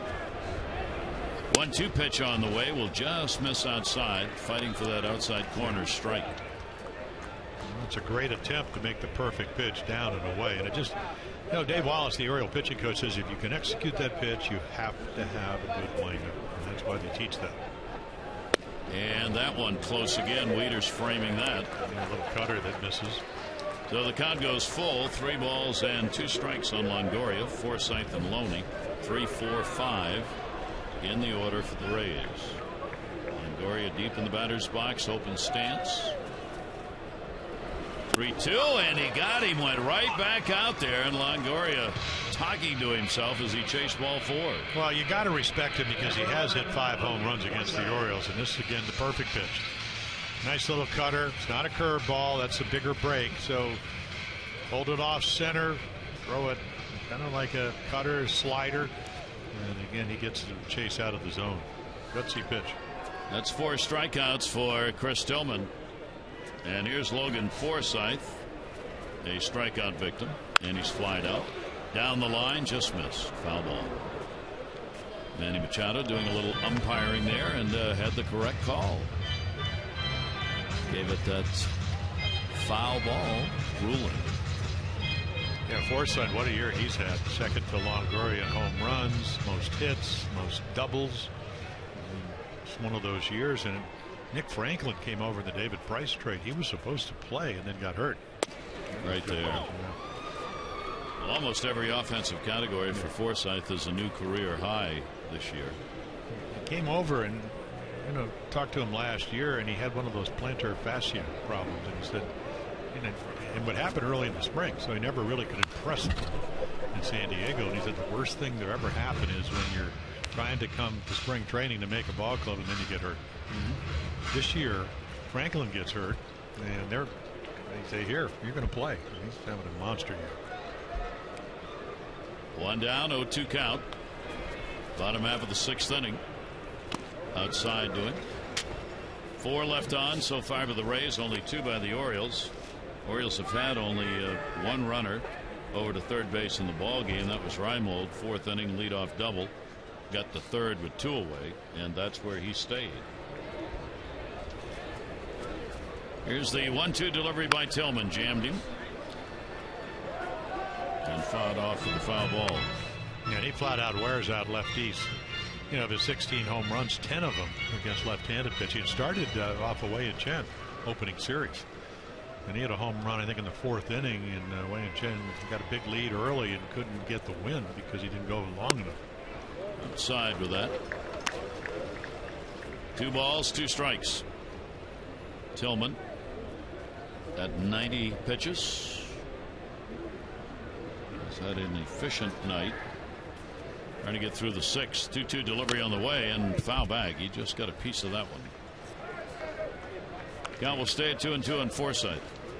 Now you start looking at run support. In Chris Tillman's last 5 games, they've only gotten him 7 runs.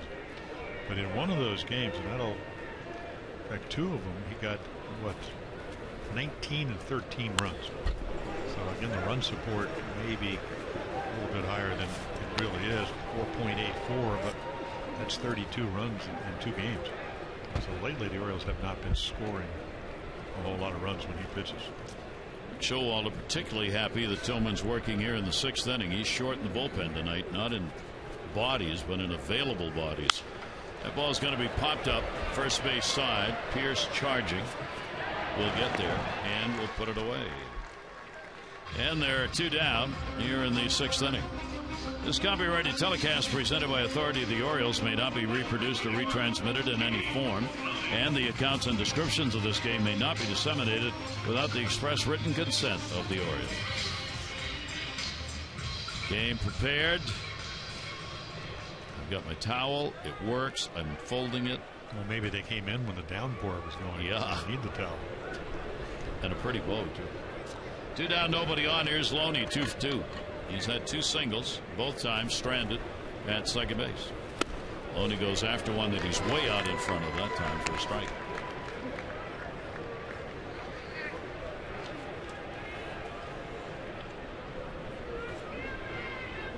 Tillman went 6 innings against Kansas City. That was 4 starts ago. Last time he has reached that mark. And a timeout asked for at the plate. 0-1, 2 down. Chris with the 9-11 mark coming into the ball game. The ball goes to left. They weren't playing him there. It'll be a fair ball into the corner. Raimo chasing it down. On his way to second base is Loney, and he's having the night. He is 3 for 3. Well, 2 years ago when he hit 299, nobody, and I mean nobody, hit more line drives. Line drive percentage was higher than any American League hitter. Well, again, you think you got him defense. They bunch him in the outfield, and then little cutter, he just slices it off the end of the bat and right into the corner for a double. With that double and the 3 hits tonight, Loney is now 8 for 35 off Chris Tillman. And another chance for the Rays to add a run. They left a runner in scoring position in both the 2nd and the 4th inning. Both times it was Loney who's out there now. And a swing and a foul tip. Souza has been hit by a pitch and drawn a walk in the game. Tillman will try and leave another runner out there. Rays 0 for 4 with runners in scoring position. 0-1 delivery on the way. Foul back. Tillman gets ahead of him. Yes. The first pitch was a really good slider, but it was a ball. He swung at it. That ball was out of the zone. He swung at it. Now he's in a hole. It's the kind of hitter that you respect because of the power ability. If you make a mistake, a lot of times you can hit it right out of the ballpark. 15 home runs. That will be fouled back. So the rookie with an 0-2 count protecting on that one. He's got the most home runs by a rookie since Evan Longoria in 2008 with those 15 he's put up. Yeah, a ton of strikeouts, 131. That leads the Rays.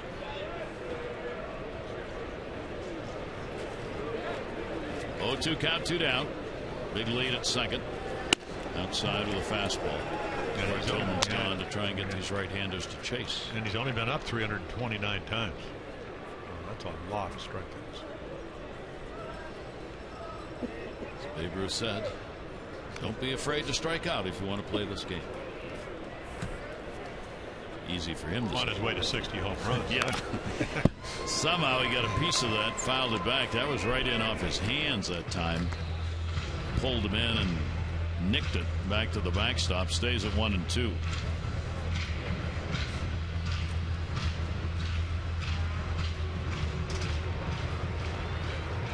Good battle.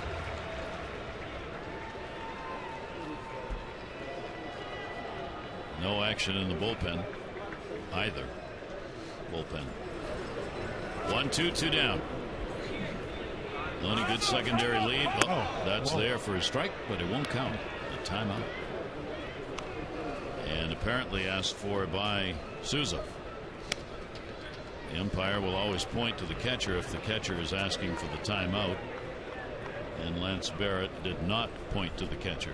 Very cat-like by home plate umpire Lance Barrett. See where he asks.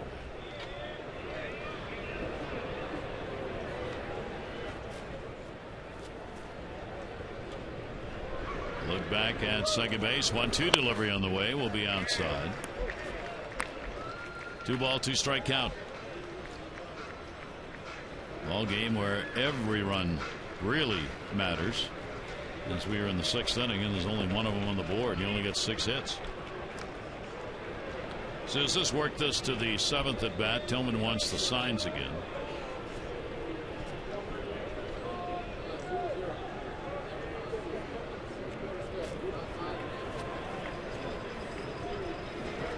And the 2-2 delivery to him, and that's outside. Yeah, there's a good take. That's the same pitch he swung at on strike 1, and then he recognized it and took it.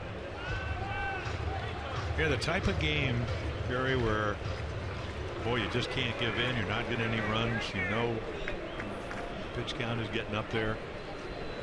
You know, Beckham's on deck. The bullpen started to warm up. Yeah, right on your, it's right there on the corner, or you'll take a chance with the next hitter. 3-2 delivery, fouled off. Nice play. There is Chaz Rowe just starting to throw in the bullpen. 3-2, 2 down, a 2-out double by Loney. He's at second.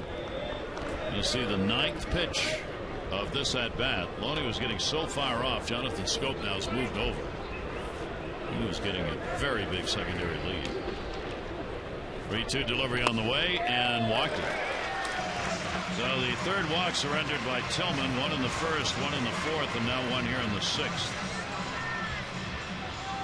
2 on, 2 down. Dave Wallace on his way out.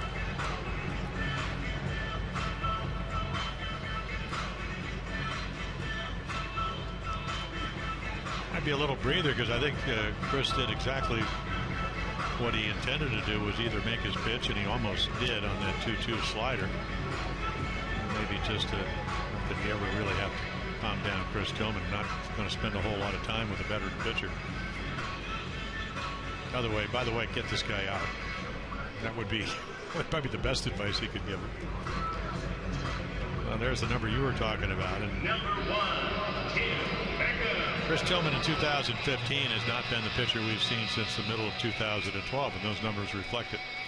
Tonight is a whole different. I think he's really going to have gotten a lot of runs, but he's made some outstanding quality pitches. This has been a real good outing for him. Now he's got to get that final out. Beckham has struck out twice in the game, once swinging, once called. Tim Beckham, 2 on, 2 down. Beckham outside, pick off first, hitting. Ball gets away, and the runner's going to go to third. Loney goes to third base. It'll be an error on Wieters on a very tough play. Wieters had him off the bag. Souza by a long way. The ball hitting.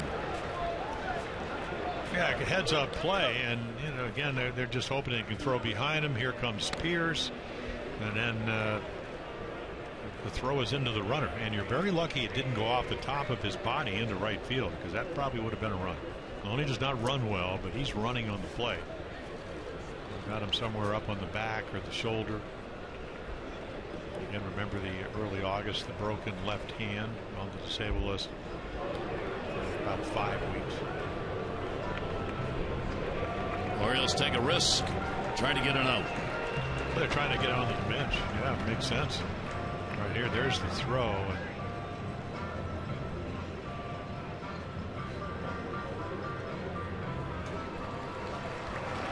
And that one angle we showed, he was way off the bag, way off. Back.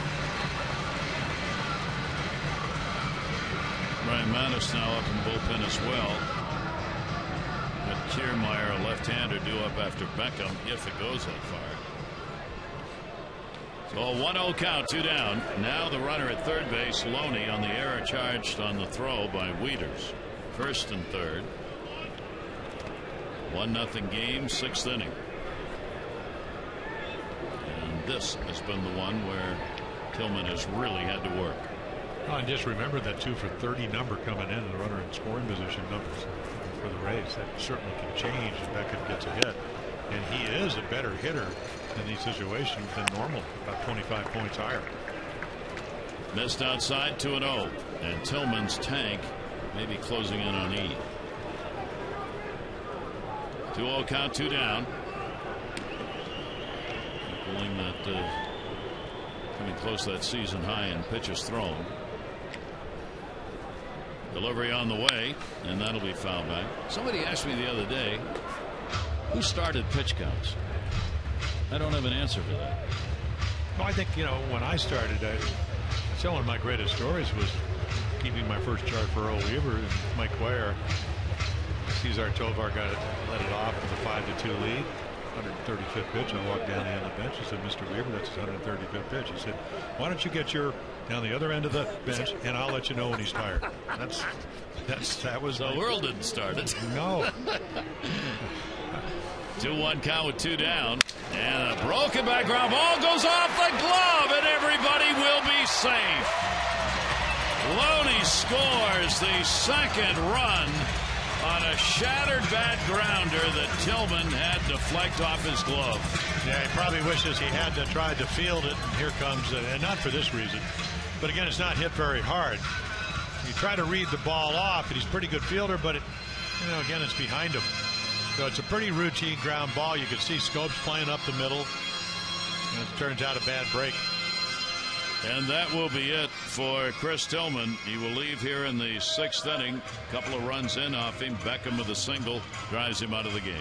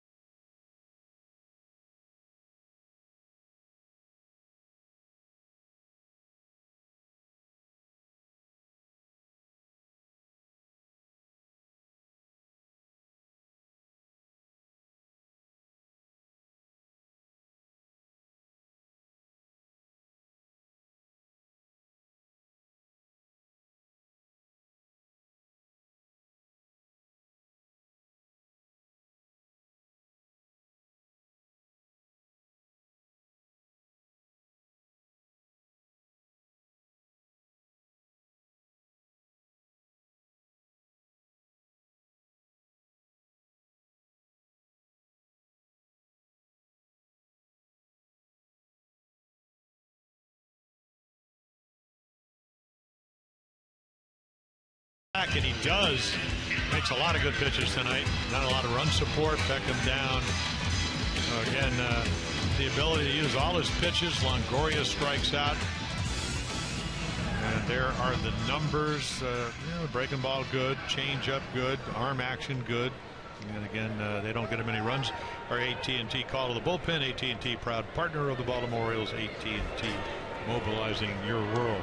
Brian Mattis to the rescue, hopefully. 2 on and 2 down. Kiermaier goes after it and fouls it off.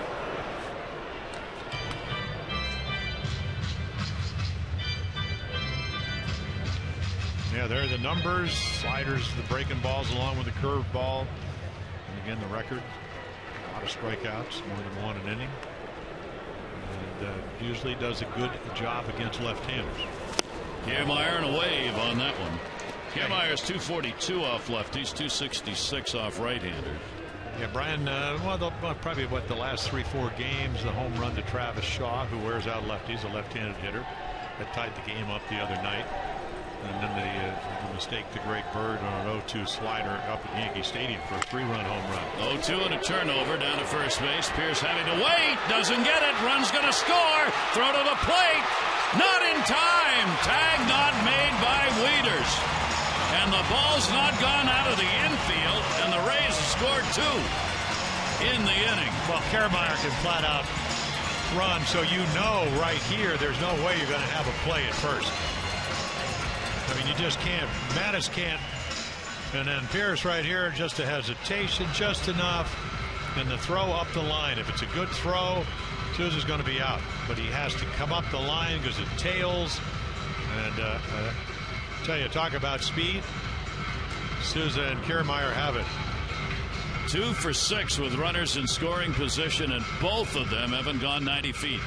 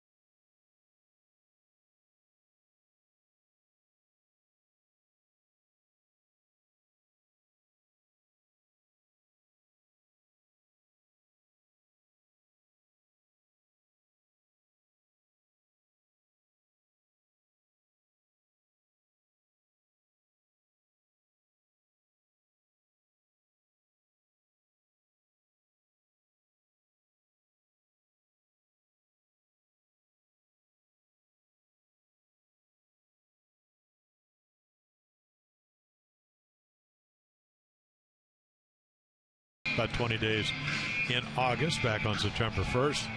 So the numbers with that shoulder injury, they went up a little bit, but fastball, slider, probably the best movement and slider he had since he got hurt the other night. So hopefully, and done a great job with inherited runners, which is what he wants to do here. Runners at first and second, strike on the outside corner. Here's Mailey, the catcher, batting ninth, popped out and flied out. So the RBIs in the inning, Beckham on the infield hit, Kiermaier on the infield hit, diving into first base. Both pick up RBIs, scoring Loney and Souza to the 3-0 lead. And a swing and a foul tip off Wieters. Strange inning and a real tough one for Tillman. He's still responsible for Beckham, the lead runner. And it all started with 2 outs on the double by Loney down the left field line. Not a bad pitch. He just had one of those nights, 3 for 3. Orioles tried to get the pick off at first. He moved up and scored. 0-2 count. Rose delivery and started, stopped, and did not go around. And Barber umpired first base. Chazro, not a velocity guy. 92 before the shoulder problem, 94, and then a slider that can be devastating. A lot of movement in the strike zone. He's a Johnny Sane type of guy. Make the ball spin. 1-2 delivery on the way, and a big swing and a miss. So Rowe comes on, gets a strikeout, but the damage is done. A couple of runs in on 2 hits, a walk, and an error. 3-0 Rays.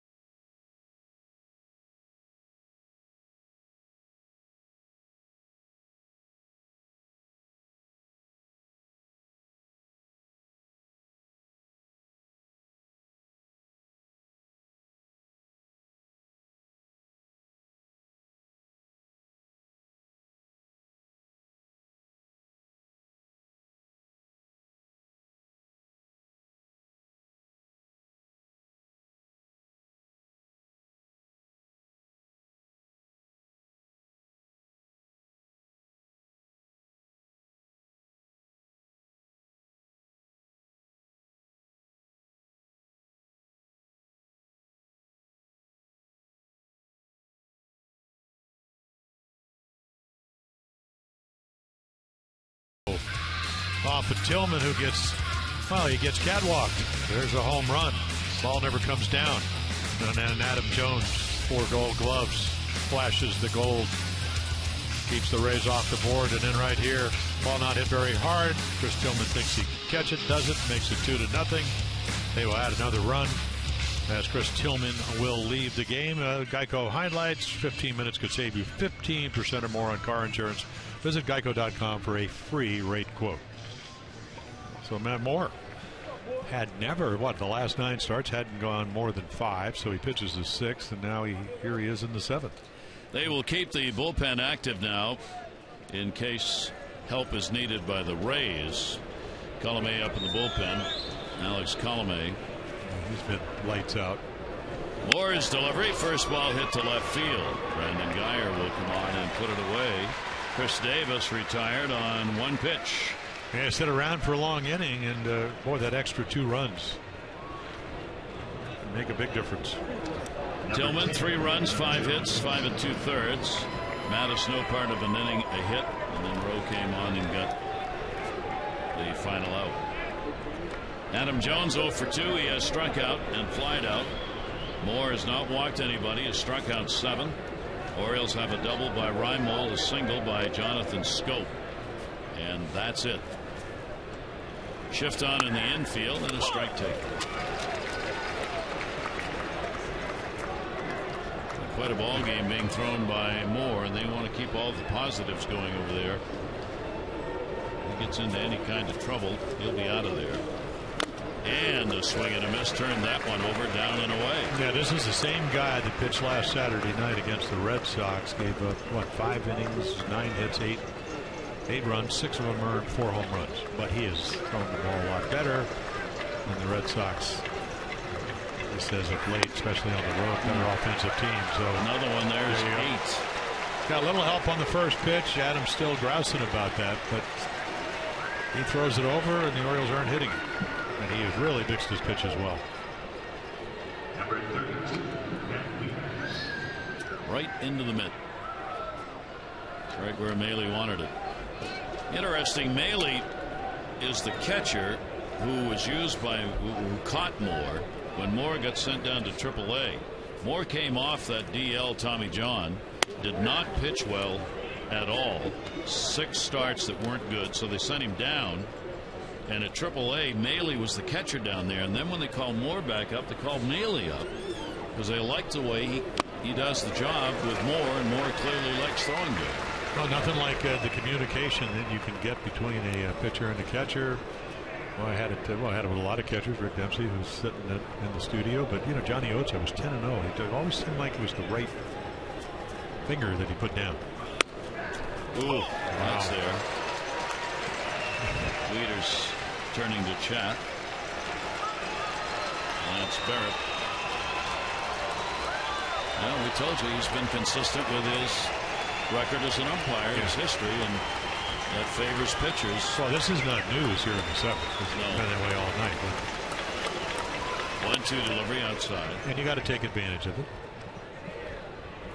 Let's see, has Matt Moore walked anybody? No. Nope. 9 straight starts. No more than 5 innings. And here he is working in the 7th. 2 ball, 2 strike pitch on the way, and a swing and a miss. 9 strikeouts in the ball game for Matt Moore. 7th inning stretch time here in Tampa.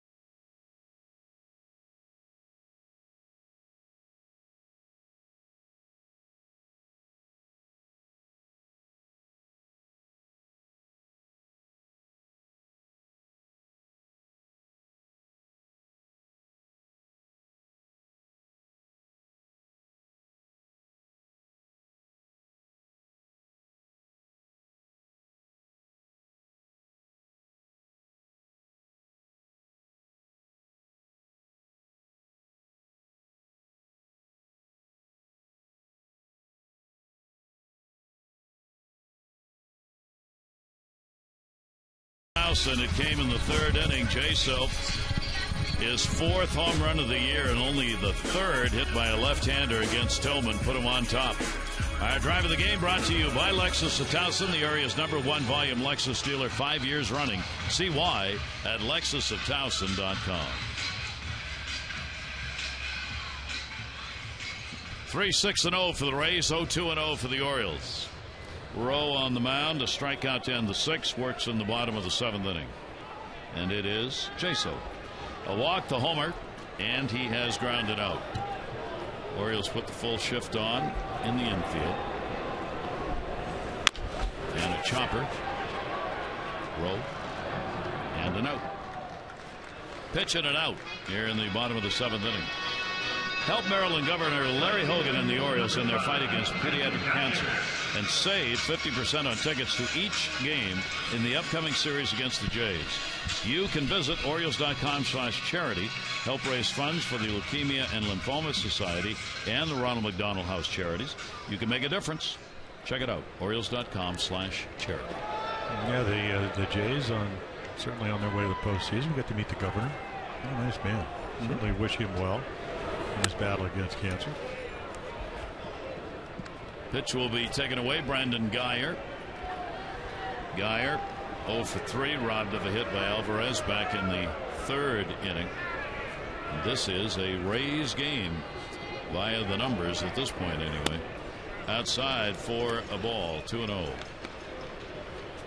2 runs, 3 hits in that sixth inning after the home run by Jaso in the third. That's the offense. They've left 6. Orioles have left 2. Here's the 2-0 delivery in the air, center field. Good break by Adam. Yeah, busy night for him, isn't it? He got it. Yeah, talking to Chaz Rowe out on the field early, and I said, okay, the bursitis, he got it injected. And I said, were you able to do your rotator cuff exercise? Yeah, first time I've ever done it in my career. So I would think, and he talked about it, he's, off-season program. I mean, he's really been a mainstay at this bullpen and has done a nice job. I mean, certainly his performance went down a little bit when he had the bursitis, but probably a matter of pitching a lot, and it's one of the things you can control. Do the work. Here's Longoria, 2 down, nobody on. 5 assists, 5 putouts rather, for Adam Jones in the ball game tonight in center field, including one spectacular catch on Kiermaier that saved 2 runs back in the fourth inning. 0-1 count, 2 away. Infield shifts the other way now on Longoria. 0 for 3 in the ball game, 1 for his last 19.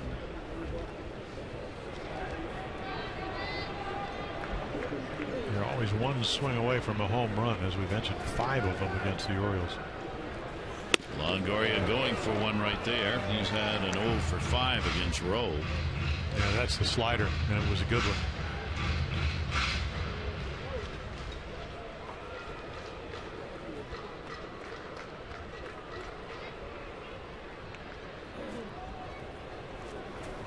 One ball, 2 strikes. Pitch on the way to him, and that's going to be outside.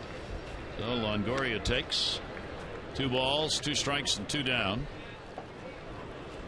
Third pitcher used by the Orioles tonight.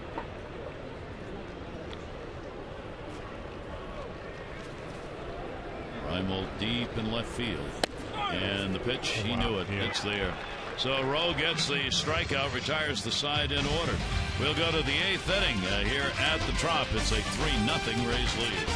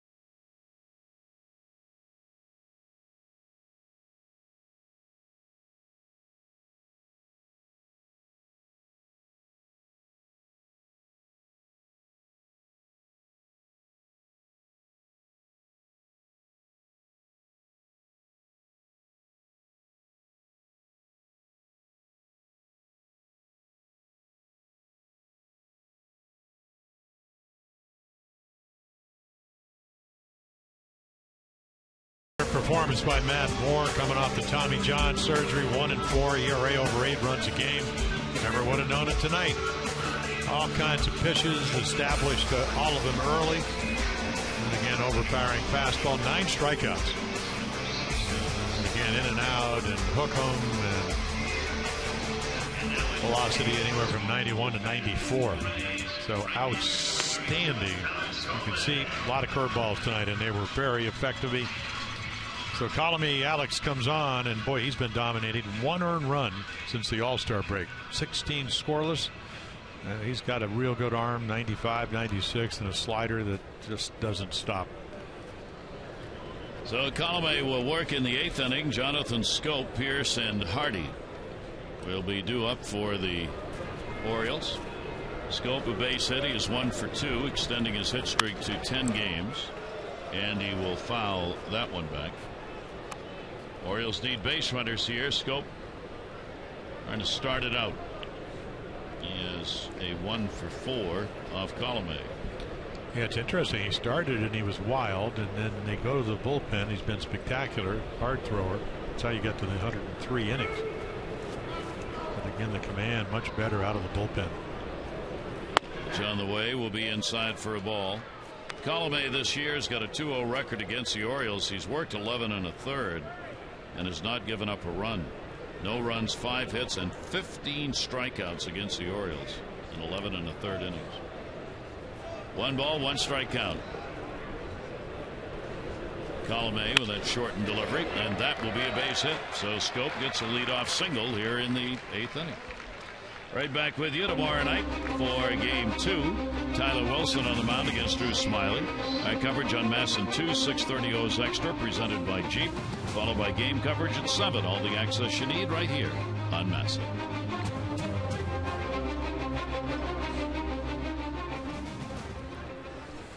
Steve Pierce. Pierce has popped out and struck out.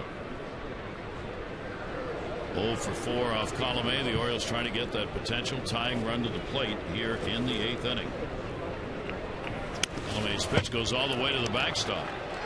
So Jonathan Scope will head down to second base. Off Mailey's glove that time on one that was just whipped wide by Alex Colomé. Yeah, he's got all kinds of pitches. Just pulls this one right off the outside corner. So high slider to Scope for the hit. And the Orioles, you're normally with one earned run since the All-Star break, you're thinking, okay, this is not good, but maybe getting more out of there is good. Yeah.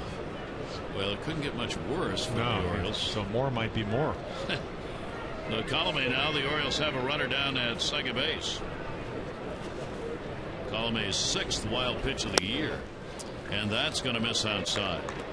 Pierce up, Hardy on deck. Yeah, you would think that he would recognize that it's a big strike zone. But again, that doesn't mean you can always command your stuff, even though he's done a great job of it.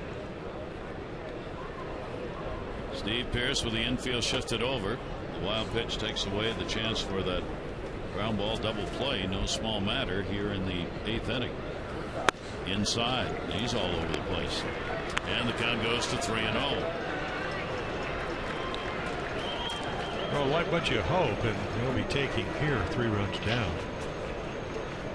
is that again he'll start aiming it, and then the stuff won't have the movement, won't have the velocity, and maybe you can get something going here. All it takes really is 1 hit. Get another guy on, time run comes to the plate. 3-0 count. And that is in there for a strike. Colomé worked against the Yankees a couple of days ago. 1 inning. No runs, a hit in that appearance. And again, because of the scoreboard and you're getting a 3-run lead, you have to throw something that's going to make Pierce put the ball in play here. Because if you walk him, tying run will come to the play without him even having. That ball lined right at him. Oh, hit hard. Brandon Guyer, no chance at second base. Pierce retired. There was right where he needed to be. As promised earlier in the game, we selected the Data Strong fan photo of the game. Tweet your strongest fan photo to O's Couch Cam. You might see yourself in an upcoming broadcast brought to you by T-Mobile.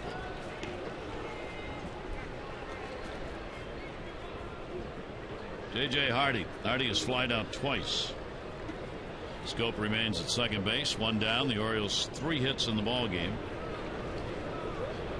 This happened in the 4th, the 5th, and the 8th. 3 hits. That's in there for a strike. Hardy 0 for 3 off Colomé. Oliver Drake in the bullpen for the Orioles. Chaz Rowe tired all 4 batters faced if he comes out of there. Shift on against Hardy. 0-1 delivery. Grounded down to third, and it's foul. Longoria picks it up in foul territory. The Orioles, of course, struggled to get a run yesterday. They ended up not picking up a run until the 9th inning in the 10-1 win by Boston. So a couple of ball games in a row where the runs have come hard. Yeah, left-handers on the mound. One game above 500 against left-handed starters record-wise for the Orioles this year. J.J. Hardy 0-2 count. Hardy swings and misses. Colomé gets the strikeout, 2 down. Well, that's what he does. When he gets ahead, he can go to that slider. Scope hit it up the middle for a base hit, but that was a hanger. This one, perfect 2-strike pitch. And the illusion of a slider, it's a good one, it slides. You stay on top of it, it goes down. It appears to be in the hitting zone, and then it disappears. So Parra will come on as the pinch hitter for Alvarez to get a lefty-righty matchup here. Alvarez 0 for 2 in the ball game. Runner at second, 2 down. Parra facing Colomé only once. He is 0 for 1 against him. Jonathan Scope, leadoff single, wild pitch to second, still out there. The Orioles haven't had many chances. They are 0 for 5 with runners in scoring position in the ballgame. 3-0 lead for the Rays. And Parra takes the pitch up high. Parra getting some pinch hitting opportunities of late. He is 0 for 2 with the Orioles as a pinch hitter. Went 9 for 16 in the National League. Pinch hitting.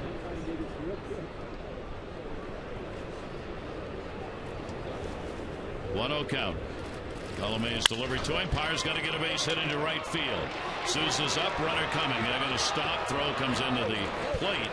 Runner stays at third base as Jonathan Scope made a big turn but got held up. Yeah, Bobby Dickerson at third base. Prudent play. You got the tying run coming to the plate now. Sousa's got a good arm, and he makes a good throw.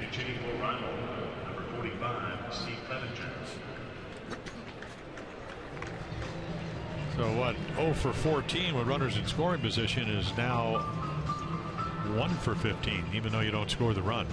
So Jim Hickey, the pitching coach, out. Pierce hit a rocket in the left. So again, what is it? Communication, patience. Looks like some direction. Steve Clevenger will pinch hit.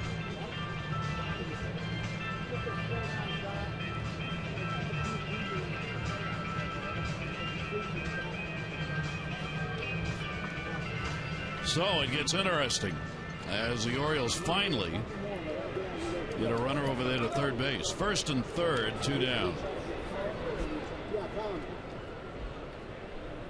Clevenger 0 for 2 as a pinch hitter. Colomé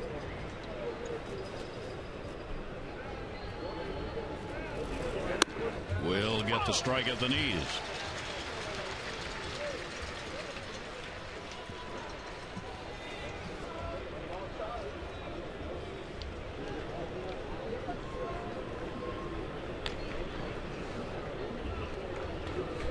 Defense right straight up on Clevenger, infield and outfield. Colomé 0-1, and that'll be fouled off. 0-2, so he gets ahead. Yeah, the grand slam that Steve hit against Kansas City. It was kind of a lazy slider, but that wasn't. So you can't do anything but pull it foul. So 0 for 9 last night with runners in scoring position, and 1 for 6 tonight.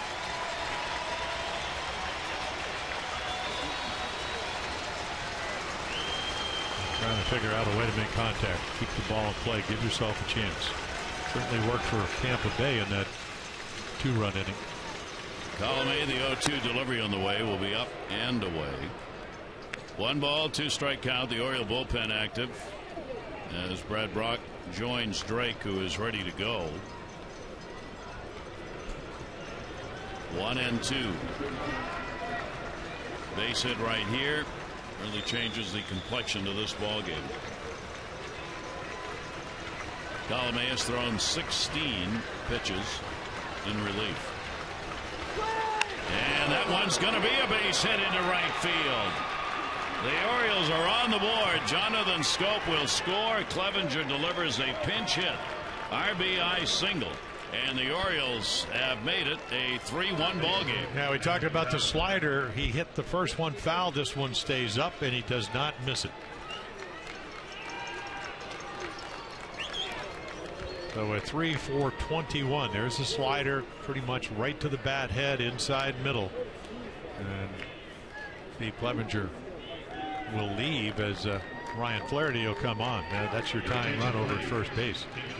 So nice job right there. 4 for 22 in the month of September. Big hit. That is RBI number 14 for Steve Clevenger in his 22nd game with the Orioles this year.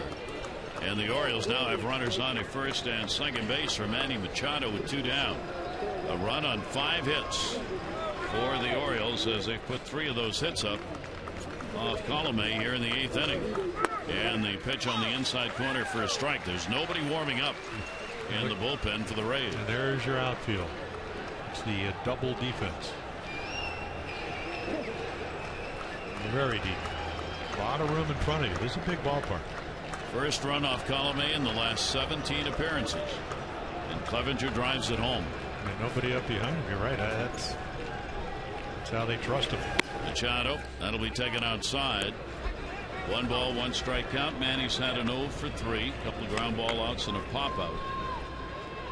Orioles power down at second base. And pinch runner Flaherty over there at first. Outfield way back. Kiermaier in center, almost back to the warning track, 400 feet away. Same true for Souza in right. And a swing and a miss on a breaking ball away. Yeah, the perfect slider. Well, he's got it. He doesn't always throw it where he wants to, but this one was perfectly executed. And it's hard. 90. It's almost like a cut fastball. Great movement, late movement. The good ones you don't pick up. Only 9,617 the attendance, making some noise here in the 8th inning. 1 ball, 2 strikes, 2 down, 2 on. Pitch on away. That's going to be a base hit into left field. Brandon Guyer, runner coming home. Throw will be cut off, and the Orioles make it a 1-run game. Again on 2 strikes here in the inning. Colomé unable to get the out. Machado delivers the RBI. Well, better pitches to hit and good adjustments. You know, Colomé, another slider, and this time Manny goes to get it. It's not horribly in a bad position. It's outside quarter of the plate, but plate coverage. Can you cut your swing down with 2 strikes? Manny Machado does it, and there's your second run. So the Orioles now just 1 away from tying it. Runners still at first and second. Each team now with 6 hits. And how can you not have somebody up in the bullpen? Well, they have some lefties. You know, Cedeno's got a rib problem. McGee is active, but he's got a knee problem. You got Riefenhauser, and then you got Enny Romero. So those are your 2 lefties, and none of them got up to face Chris Davis. Davis 0 for 6 off Colomé. Swings at the first one. For Davis tonight, he has struck out, flied out, grounded out. DH for the Orioles in the ball game. Ryan Flaherty, the base runner at second base. Manny Machado at first. With 2 down, they put the full shift on as Colomé has surrendered 2 runs on 4 hits here in the 8th inning. May's delivery. Davis, a bouncer. Runners are going to move up. That's going to be a wild pitch. He's just all over the place.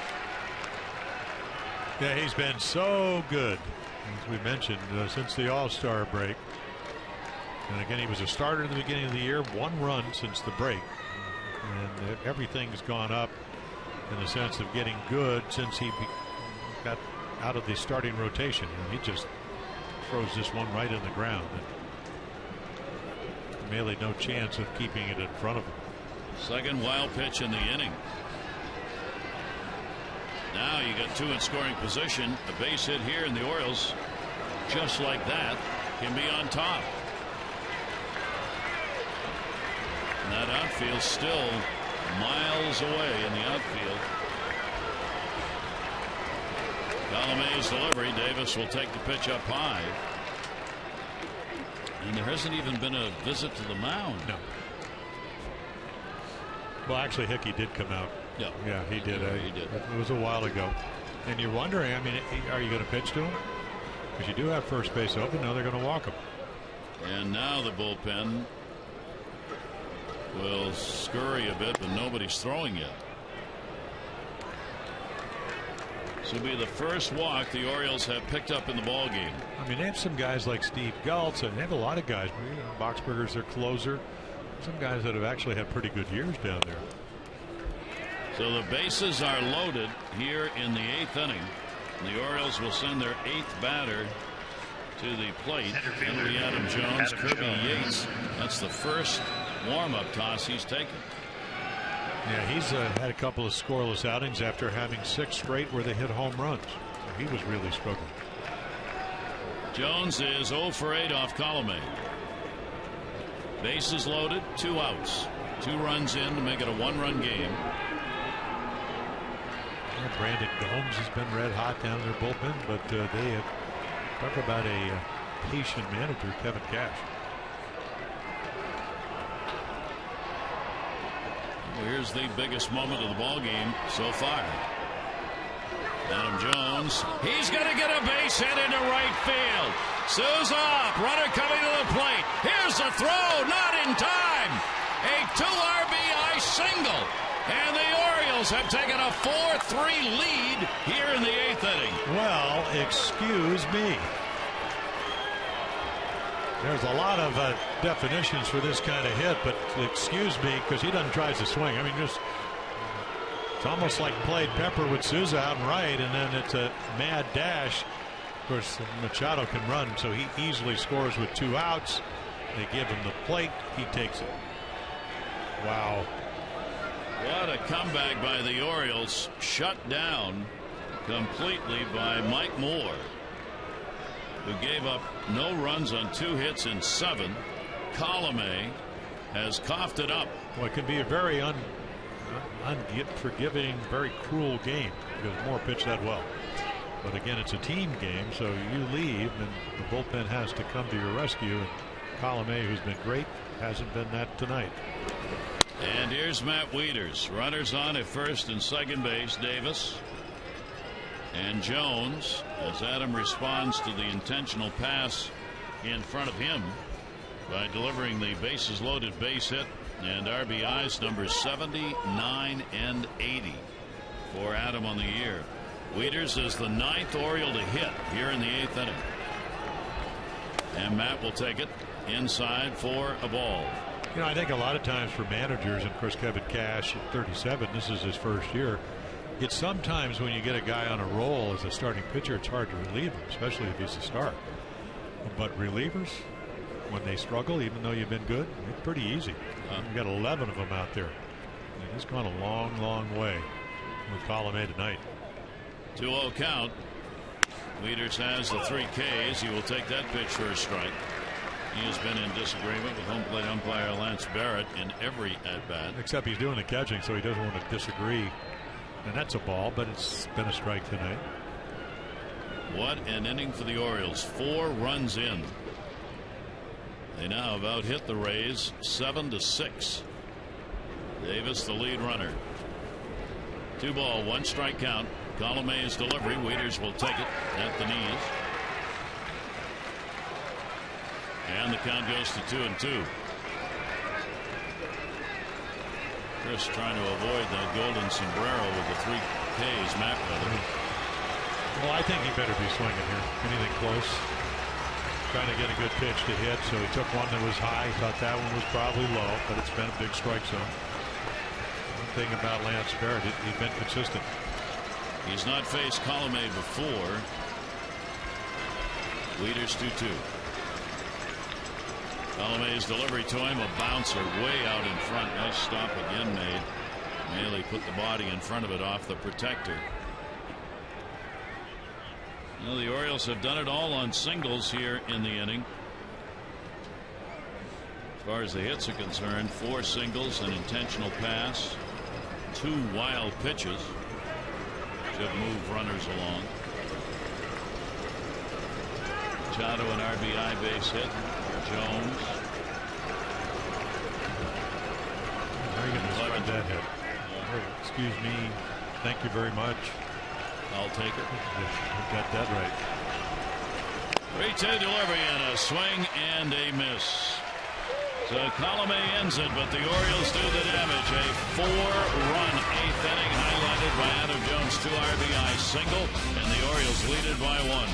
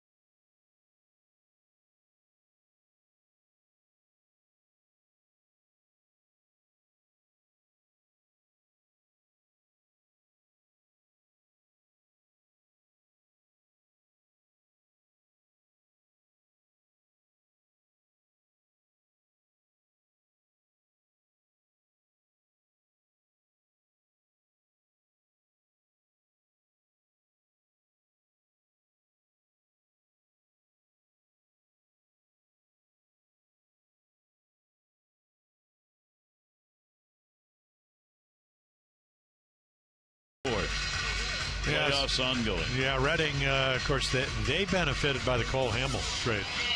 Talking around Rizzi, one of the scouts for the Nationals, said, boy, they got a powerhouse. Bowie wins the first one. They win the next 2. Jake Thompson with a nice performance. And again, not over. Series is not over, nor is this game as Brad Brock will come in. Fastball, slider, change-up pitcher. Been very reliable for the Orioles. And they need is the Orioles with a 1-run lead, looking for 6 outs before the Rays put anything on the board. Low numbers all across the board. You can see a little bit more of a fly ball pitcher. Steve Pearce in left field had been at first. Pyra, who pinch hit, stays in for Alvarez in right. Ryan Flaherty, who pinch ran, stays in at first base. And the bottom of the 8th inning. So Rowe becomes the pitcher of record for the Orioles. He won an inning in the 3rd, gave nothing up, had 2 strikeouts. Logan Forsythe an 0 for 3. Loney, Souza. And the Orioles just kept grinding, and as a result have a 1-run lead. They're in the bottom of the 8th inning. And that'll miss outside. Yeah, Luke Mahle made the last out with Jazz Rowe, got out of that 2-run, 6th inning. If he ends up getting a base hit, that 2 runs could have been a lot more. Forsythe, 1 ball, 1 strike count. Brad Brock's delivery to him, and that's right there. Well, the Orioles, they battered around in the 8th inning. And And Colomé went all the way through it with the bases loaded. Base hit by Jones the other way. Put the Orioles on top. That'll be in the dirt, bouncing off the shin guards. Yeah, the attempt of trying to get Logan Forsythe to chase a changeup, but it wasn't close enough. And his change has enough movement. It's almost like a split-fingered fastball in the sense it drops, it goes down. Strikeout ground ball pitch for Brad. Only one at bat against Brock. He is 0 for 1. And a chopper. Reached for one just to protect on that one. Yeah, the Orioles have won only 3 games where they've trailed after 7 innings, 3 and 64. Well, it's hard to do. You know, the way they sequence their way through the bullpens. And, you know, you're always matching up, especially when you get into the postseason. Red Sox had 12 relievers. The Orioles had 12. There's no sequencing in that inning. And a swing and a miss. He gets the K. Yeah, no sequencing to that low and away fastball at 94. So when you get a big strike zone, it allows you to get ahead, and then if you know how to pitch, and Brad Brock's on that list, perfect pitch. I mean, outside, almost quarter of the plate. Nice movement. You know, again, Brad's big enough, and he's got one of those wind-ups. If you're right-handed, it steps right at you. Very deceptive. James Loney, he's had the big night. 2 singles, a double, has scored a run. 3 of the 6 hits for the Rays are his. And the pitch will miss down low for a ball. Loney with a 2 for 7 off Brock. So the 2 starters non-decision. Tillman 3 runs 5 hits, 5 2/3 for the Orioles, and Moore no runs, 2 hits, 7 innings for the Rays. That one lifted to center. Jones 2 down. Yates has been throwing in the bullpen, and Boxberger now joins him. Right fielder, number 20, Stevens. Yeah, they put a rally together. They bring in their closer, Boxberger. 30 saves, but he's also got 10 losses, 6 blown saves. 2 down here in the 8th inning. Nobody on. Souza, a walk, a run scored in the 6th inning. He's been on all 3 times to the plate. 2 walks and hit by a pitch. Jaso, the home run, RBI. Beckham, RBI single. Kiermaier, RBI single. Those 2 came in the 6th inning. And it looked like at that point, the Rays were on their way. Not so, Jason. He had 2 infield hits to get run number 2 and 3 for the Rays tonight. 0-1 delivery on the way, and that'll be taken low. Well, you certainly can't fault Kevin Cash for going to Colomé. He's been that good. He just didn't. You can't fault him leaving him in, though. Well, no doubt about that. There are going to be some questions asked after the ball game. Now, maybe there's a reason, but there certainly were people in the bullpen. And that pitch is taken. Hey, the Orioles are more than happy that he stayed. 2 ball, 1 strike count.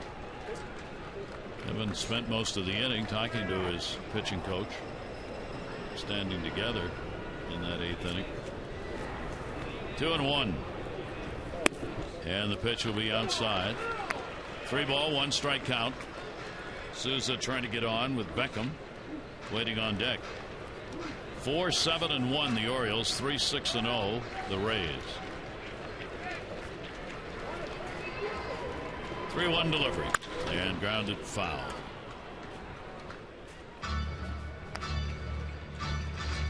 Two different games offensively for the Orioles.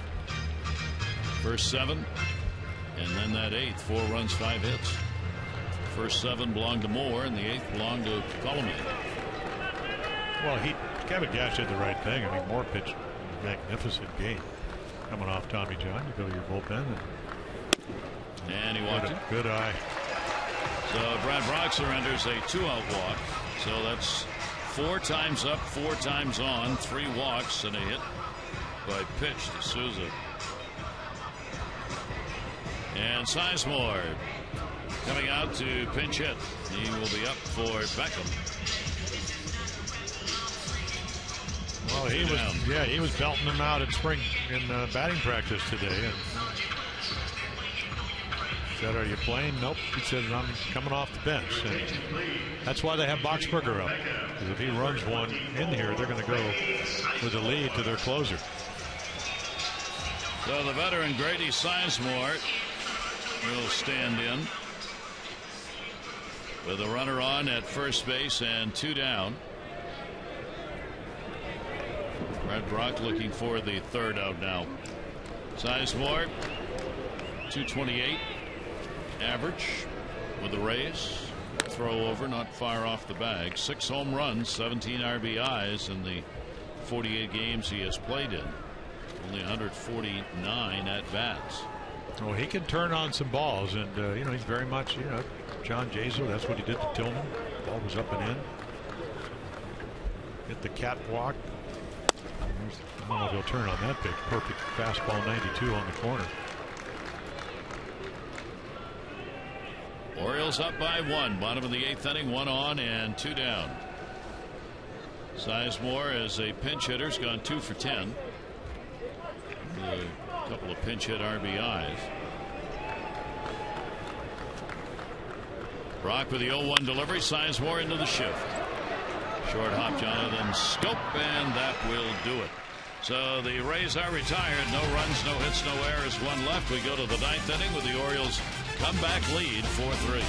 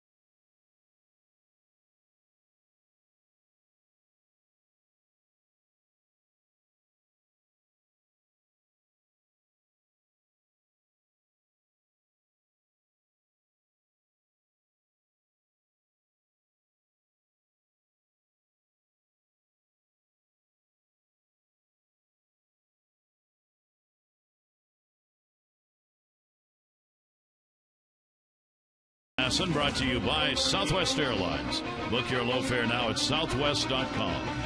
And by PNC for the achiever in you. Interesting ball game here as the Orioles now have a 4-3 lead going to the 9th inning. Kirby Yates. Yeah, you'd like to add some as Yates come on. A couple of scoreless outings, up and down 4 times.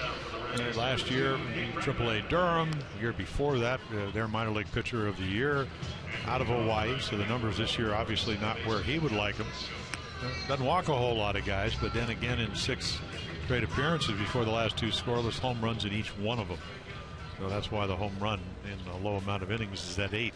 Righties and lefties. Lefties hitting him a lot better. So the Orioles will try and add to their lead. Franklin has come on to play at short for Beckham, who was pinch hit for. And Jonathan Schoop stands in. Schoop started that 8th inning with a base hit and was the first to score. 4 would cross the plate in the 8th against Column A. He worked 1 inning and gave up 4 runs on 5 hits, 1 intentional pass, and a couple of strikeouts. Oriole bullpen will be active, but it is not Zach Britton.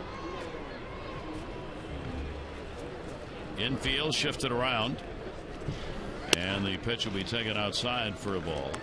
Well, so we talked about the home runs. Now you get 2-0. Jonathan can look for his pitch, relax as you just saw. Look, fastball inside half, outside half. Throws a breaking ball. If you pick it up, take it. The hitter's counts mean. 2-0 count, and a swing on a pitch up. Yeah, normally it's up tonight. A little different as Darren O'Day gets loose for the Orioles.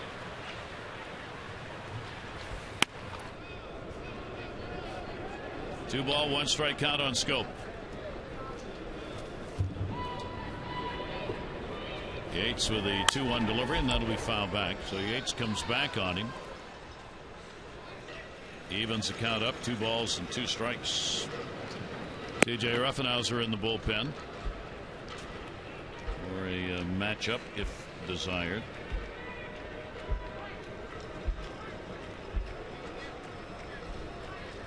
Two balls, 2 strikes. Infield will move back around now out of the full shift, and the pitch just missed. Yeah, he wanted this. I mean, it's kind of a backdoor. I'm not sure if it's on purpose, but usually want to throw the slider away, but it spins, and then Maile catches it. All night the close pitches have been called strikes. Not that one though. 3-2. Yates delivery, and that ball in the air will come back to right. Souza's there. Jonathan Scope retired, 1 away, top of the 9th inning. Orioles are trying to win their 7th out of their last 9 ball games.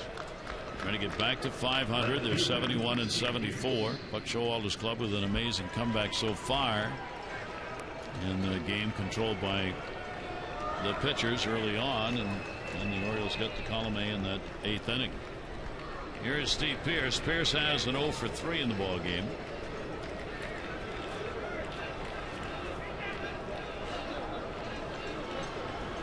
And the pitch is in there for a strike. Yeah, the irony of that inning, for at least for Steve Pearce, is the ball that was hit the hardest is the one he made an out with. I mean, he torched one right at the left fielder.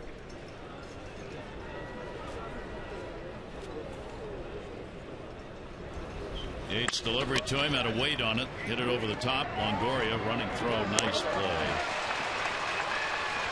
Yeah, get to it and make the heave.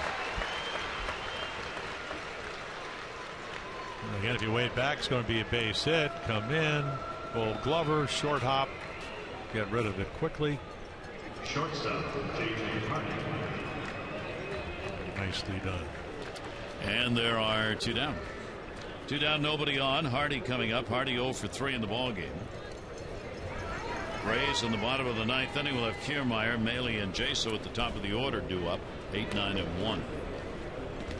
Hardy will take the pitch. Another one bends in for a strike. JJ 2 for 3 lifetime off Yates.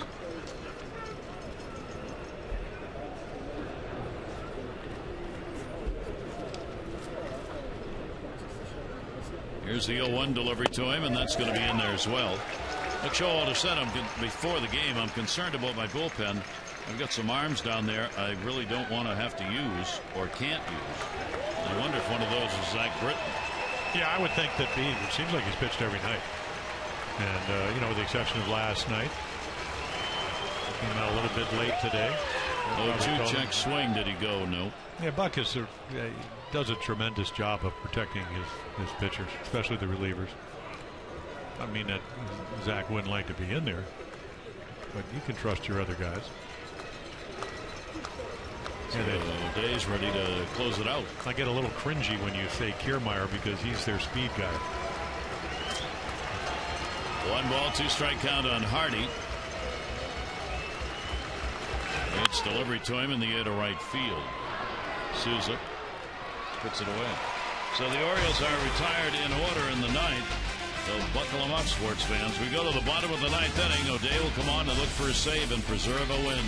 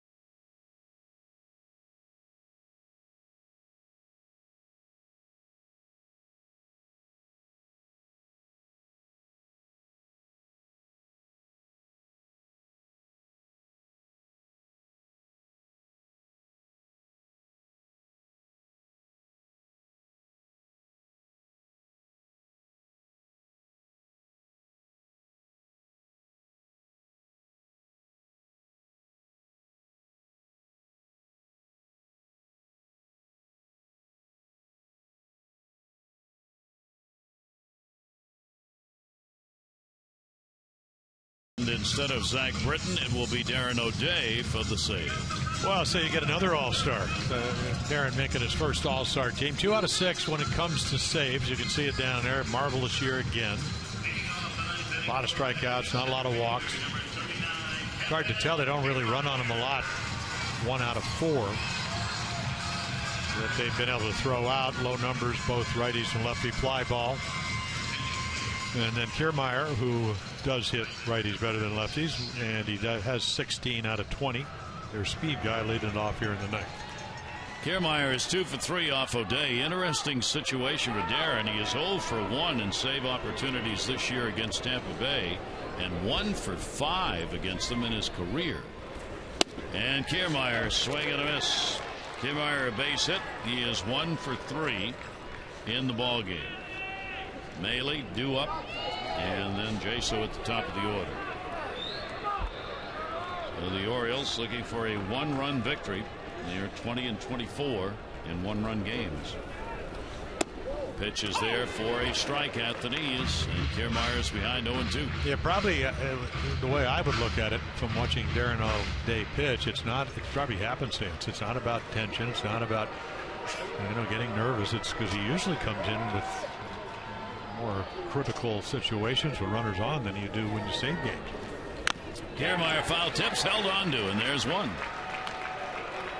So a couple of breaking balls, and then the riser, the upshoot. A little different spin for hitters, and that one foul tip. I don't know if anybody catches the foul tip better than Matt Wieters. Just a little one, but gets the top of the glove, and he hangs on. Otherwise, Kiermaier would have got another strike to hit. Daniel Nava is coming out to pinch hit. The veteran who was with the Red Sox. So Nava will stand in with 1 down here in the bottom half of the 9th inning. He has seen O'Day before.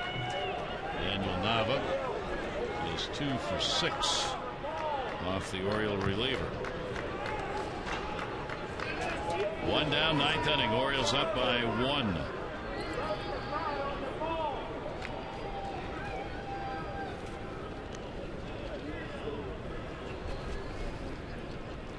Pitch by O'Day to him. Will miss down low for a ball. Yeah, it's just amazing how Daniel Nava, better hitter, home run power is from the left side.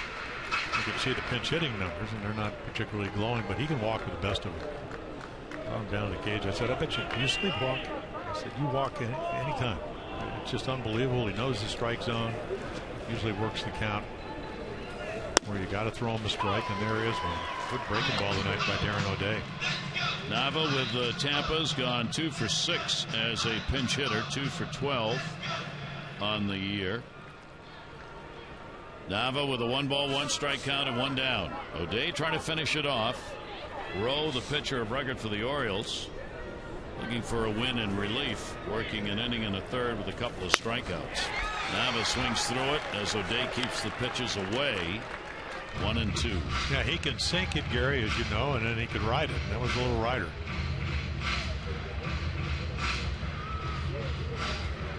The master of deception, the master of changing speeds in and out, up and down, change your eye level. 1 ball, 2-strike count. Jaso waiting on deck. The Orioles' 4-run 8th inning has given them a chance to win this ball game. And a chopper down to first base, foul ball. Flaherty down there, and O'Day will come back with a 1-2 count again. Orioles 2 hits through 7 innings. We're behind at that point, 3-0. 4 runs, 5 hits in the 8th. 180-degree turn. Tillman the starter. Good ball game. 3 runs, 5 hits, 5 2/3. It's just that Mike Moore had pitched better than he did. Nava waiting. 1-2. And he'll go the other way with it.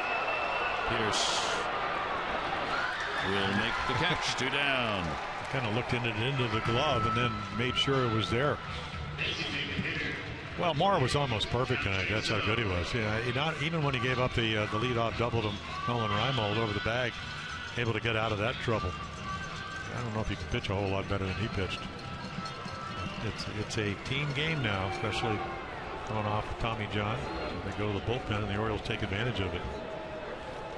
One more out needed by O'Day. The shift is put on. Jaso, the home run, came in the third inning. He's drawn a walk, has grounded out twice. 2 down, 9th inning, and nobody on.